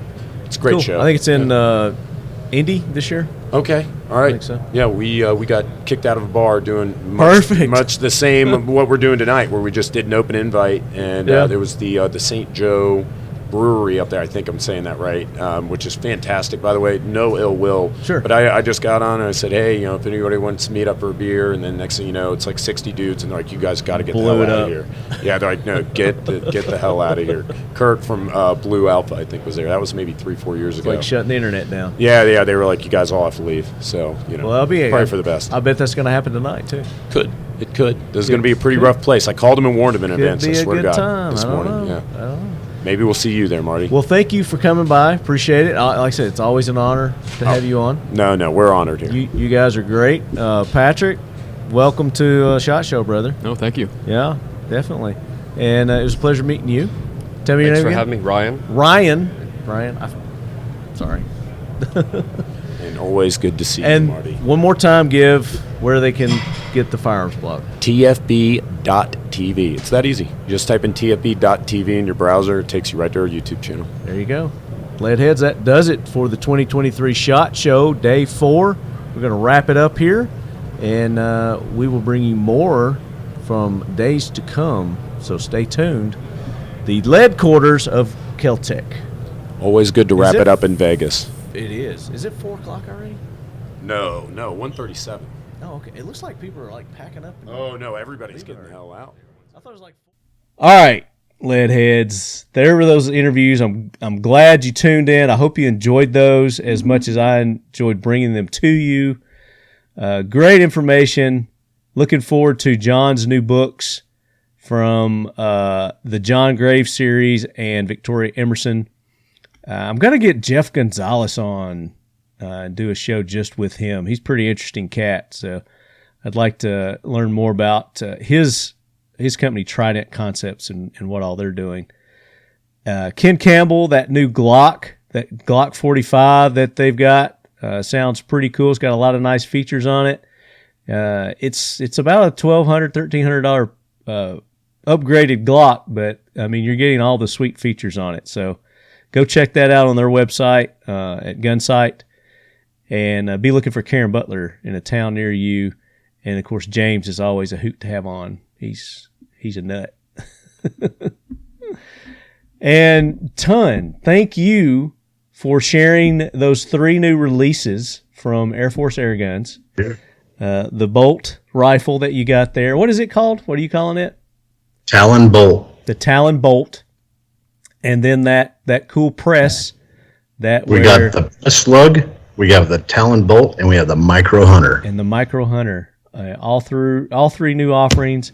And then, as Ton told you in the beginning of the show, for a giveaway with Air Guns and Talking Lead, tell us what you want us to give you for free. Go to airforceairguns.com, look at their selection, and we're not going to guarantee that that's the one we're going to give, but I mean, I don't know, maybe Ton can guarantee it. I don't know. Yeah. If you guys tell me what you want and there's enough response, I can take it to the boss and say, hey, this is what the people want. There you go. If only 2 or 3 of you respond, we probably won't even do a giveaway because it's not going to be worth it. So we would need to hear from everybody to get involved in this the giveaway we're going to do with Airforce Air Guns. So show them the power of the Leadhead Brigade, and we'll probably do like a social media post. Maybe we'll do like a vote kind of thing. If we narrow it down to maybe 2, then we'll hey, whichever one gets the most votes is what we're going to give away kind of deal. We're going to make it fun. We do fun stuff here. Yeah, we got to make it fun. Yeah. So go and show all our sponsors support. Mission First Tactical. Use the code LEADHEAD. Get 20% off. We just gave away one of these on the last AK Corner, their new belly band holster from Mission First Tactical. And I'm really enjoying mine. So you can get your concealed carry in there. You can get a knife. You can get a flashlight. You can get extra magazines if you so choose. And they've got nice little admin pockets on there to where you can put your rubbers or your ID or your snacks. I need to get a hold of them. I need a new holster. I need to call them. Okay. Well, we could probably make that happen. So anything that you want to hold in those, it's lightweight, it's breathable, and it'll fit most sizes. So go check them out. Use that code. Get the new belly band. And what are you holding up? What is that? Bobby. Oh, from Mission First Tactical. Oh, because I was going to call Bobby him today. McGee. You should call Bobby. He would love to hear from you. I love that dude. He's awesome. SEAL 1 for all your gun cleaning and protection needs for your firearms, your knives, your watches, whatever it may be. This stuff is awesome. It helps prevent corrosion and keeps your guns clean, lubed, and ready to go. SEAL1.com. Use the code LEADHEAD, get 25% off there. Factory 47 for our AK lovers. You go to Factory 47, and I think we got... No, it's still Leadhead. Leadhead, you get 10% off. And we're working on some new stuff with James at Factory 47. So be on the lookout. We're going to have some new products coming, not just for the AK Corner, but for some other stuff we're working on too. So be on the lookout for that. Factory 47. Defiant Munitions. That's the one where we've got the new code. So you want some really good precision, reliable ammo. Defiant Munitions is where you go. Pete Pie is the guy. And if you use the code LEADHEAD23, that's LEADHEAD23, you're going to get 10% off any of the ammo that they have there. And they've got everything from 9 up to 4570 government. So go check them out. And it's real limited on what they have. So go check, see what they've got in stock. If they don't have it, let them know that that's what you're looking for, and they'll make that a priority. But use that code, all caps LEADHEAD23, get 10% off. There, Medicine in Bad Places. For all your medical supply needs, go to Medicine in Bad Places. Use the code LEADHEAD20. You're going to get 20% off there from our good friends at Medicine in Bad Places. We got more from them coming also, so stay tuned. We're going to be making an announcement with them pretty soon. And then Keltec, all their cool swag, anything in their pro shop, anything non-firearms. You can't buy firearms on their website, so the code's not going to work there. But you go to their website and use the code LEADHEAD. You get 15% off. Like this cool hat I'm wearing, this trucker hat, Mother Trucker hat from Keltec. You get 15% off there. Their accessories for their firearms, you can use that code. It should work on all that as well. And then, as Tom was talking earlier, Lockdown. You see these awesome walls that we've got our firearms displayed on behind us here in the video, or you can go to their website and get these panels there. Lockdown. Is it lockdown.com? Lockdown.com. Use code LEADHEAD, get 15% off there. And another discount for you guys, Kraken cases. You've seen me do some Instagram posts on these awesome cases. Got one over here, show our video audience. It's the foam that's awesome with these Kraken cases. They're hard cases that have this memory foam, this alien technology. I don't know where they got this, but check this out. Dude, that thing is sick. And it just locks in place, so it will protect your firearms. It'll protect your optics. It'll protect whatever you want right there. It's like a hug around your loved items that you want to protect in this case. And in this one, I was using an AccuFire thermal. So pretty cool stuff. Use the code TalkingLead, get 10% off Kraken cases. And they've got a new rifle case out now too, full-size rifle case, which, oh, by the way, is probably going to be a part of the giveaway that we do at NRA. And if we're giving away a rifle case, there's probably going to be some guns in that rifle case. That's all I'm saying. That's all I'm saying. So stay tuned. More coming with that. So, Leadheads, thanks again. Appreciate all your support for our 10 years of educating the uneducated here on the Talking Lead podcast. Go and on those podcast apps, subscribe to our channel, Talking Lead directly. Go to the Talking Lead one. I know you can find us on the Firearms Radio Network also, but subscribe to our direct channel on the podcast. It's Talking Lead. It's got my logo right there, that big logo right there, which also may be changing soon. Hint, hint. Leave comments. That helps us, our ratings get up there. We've kind of been sliding a little bit because there's over, 2 million podcasts out there nowadays. So a lot of static filling the podcast air there. So make sure we battle that by leaving the comments, liking, subscribing, sharing our podcast. I think they have links where you can share it and do all that. Do all those things. Help us combat all this shadow banning that we get from the social media.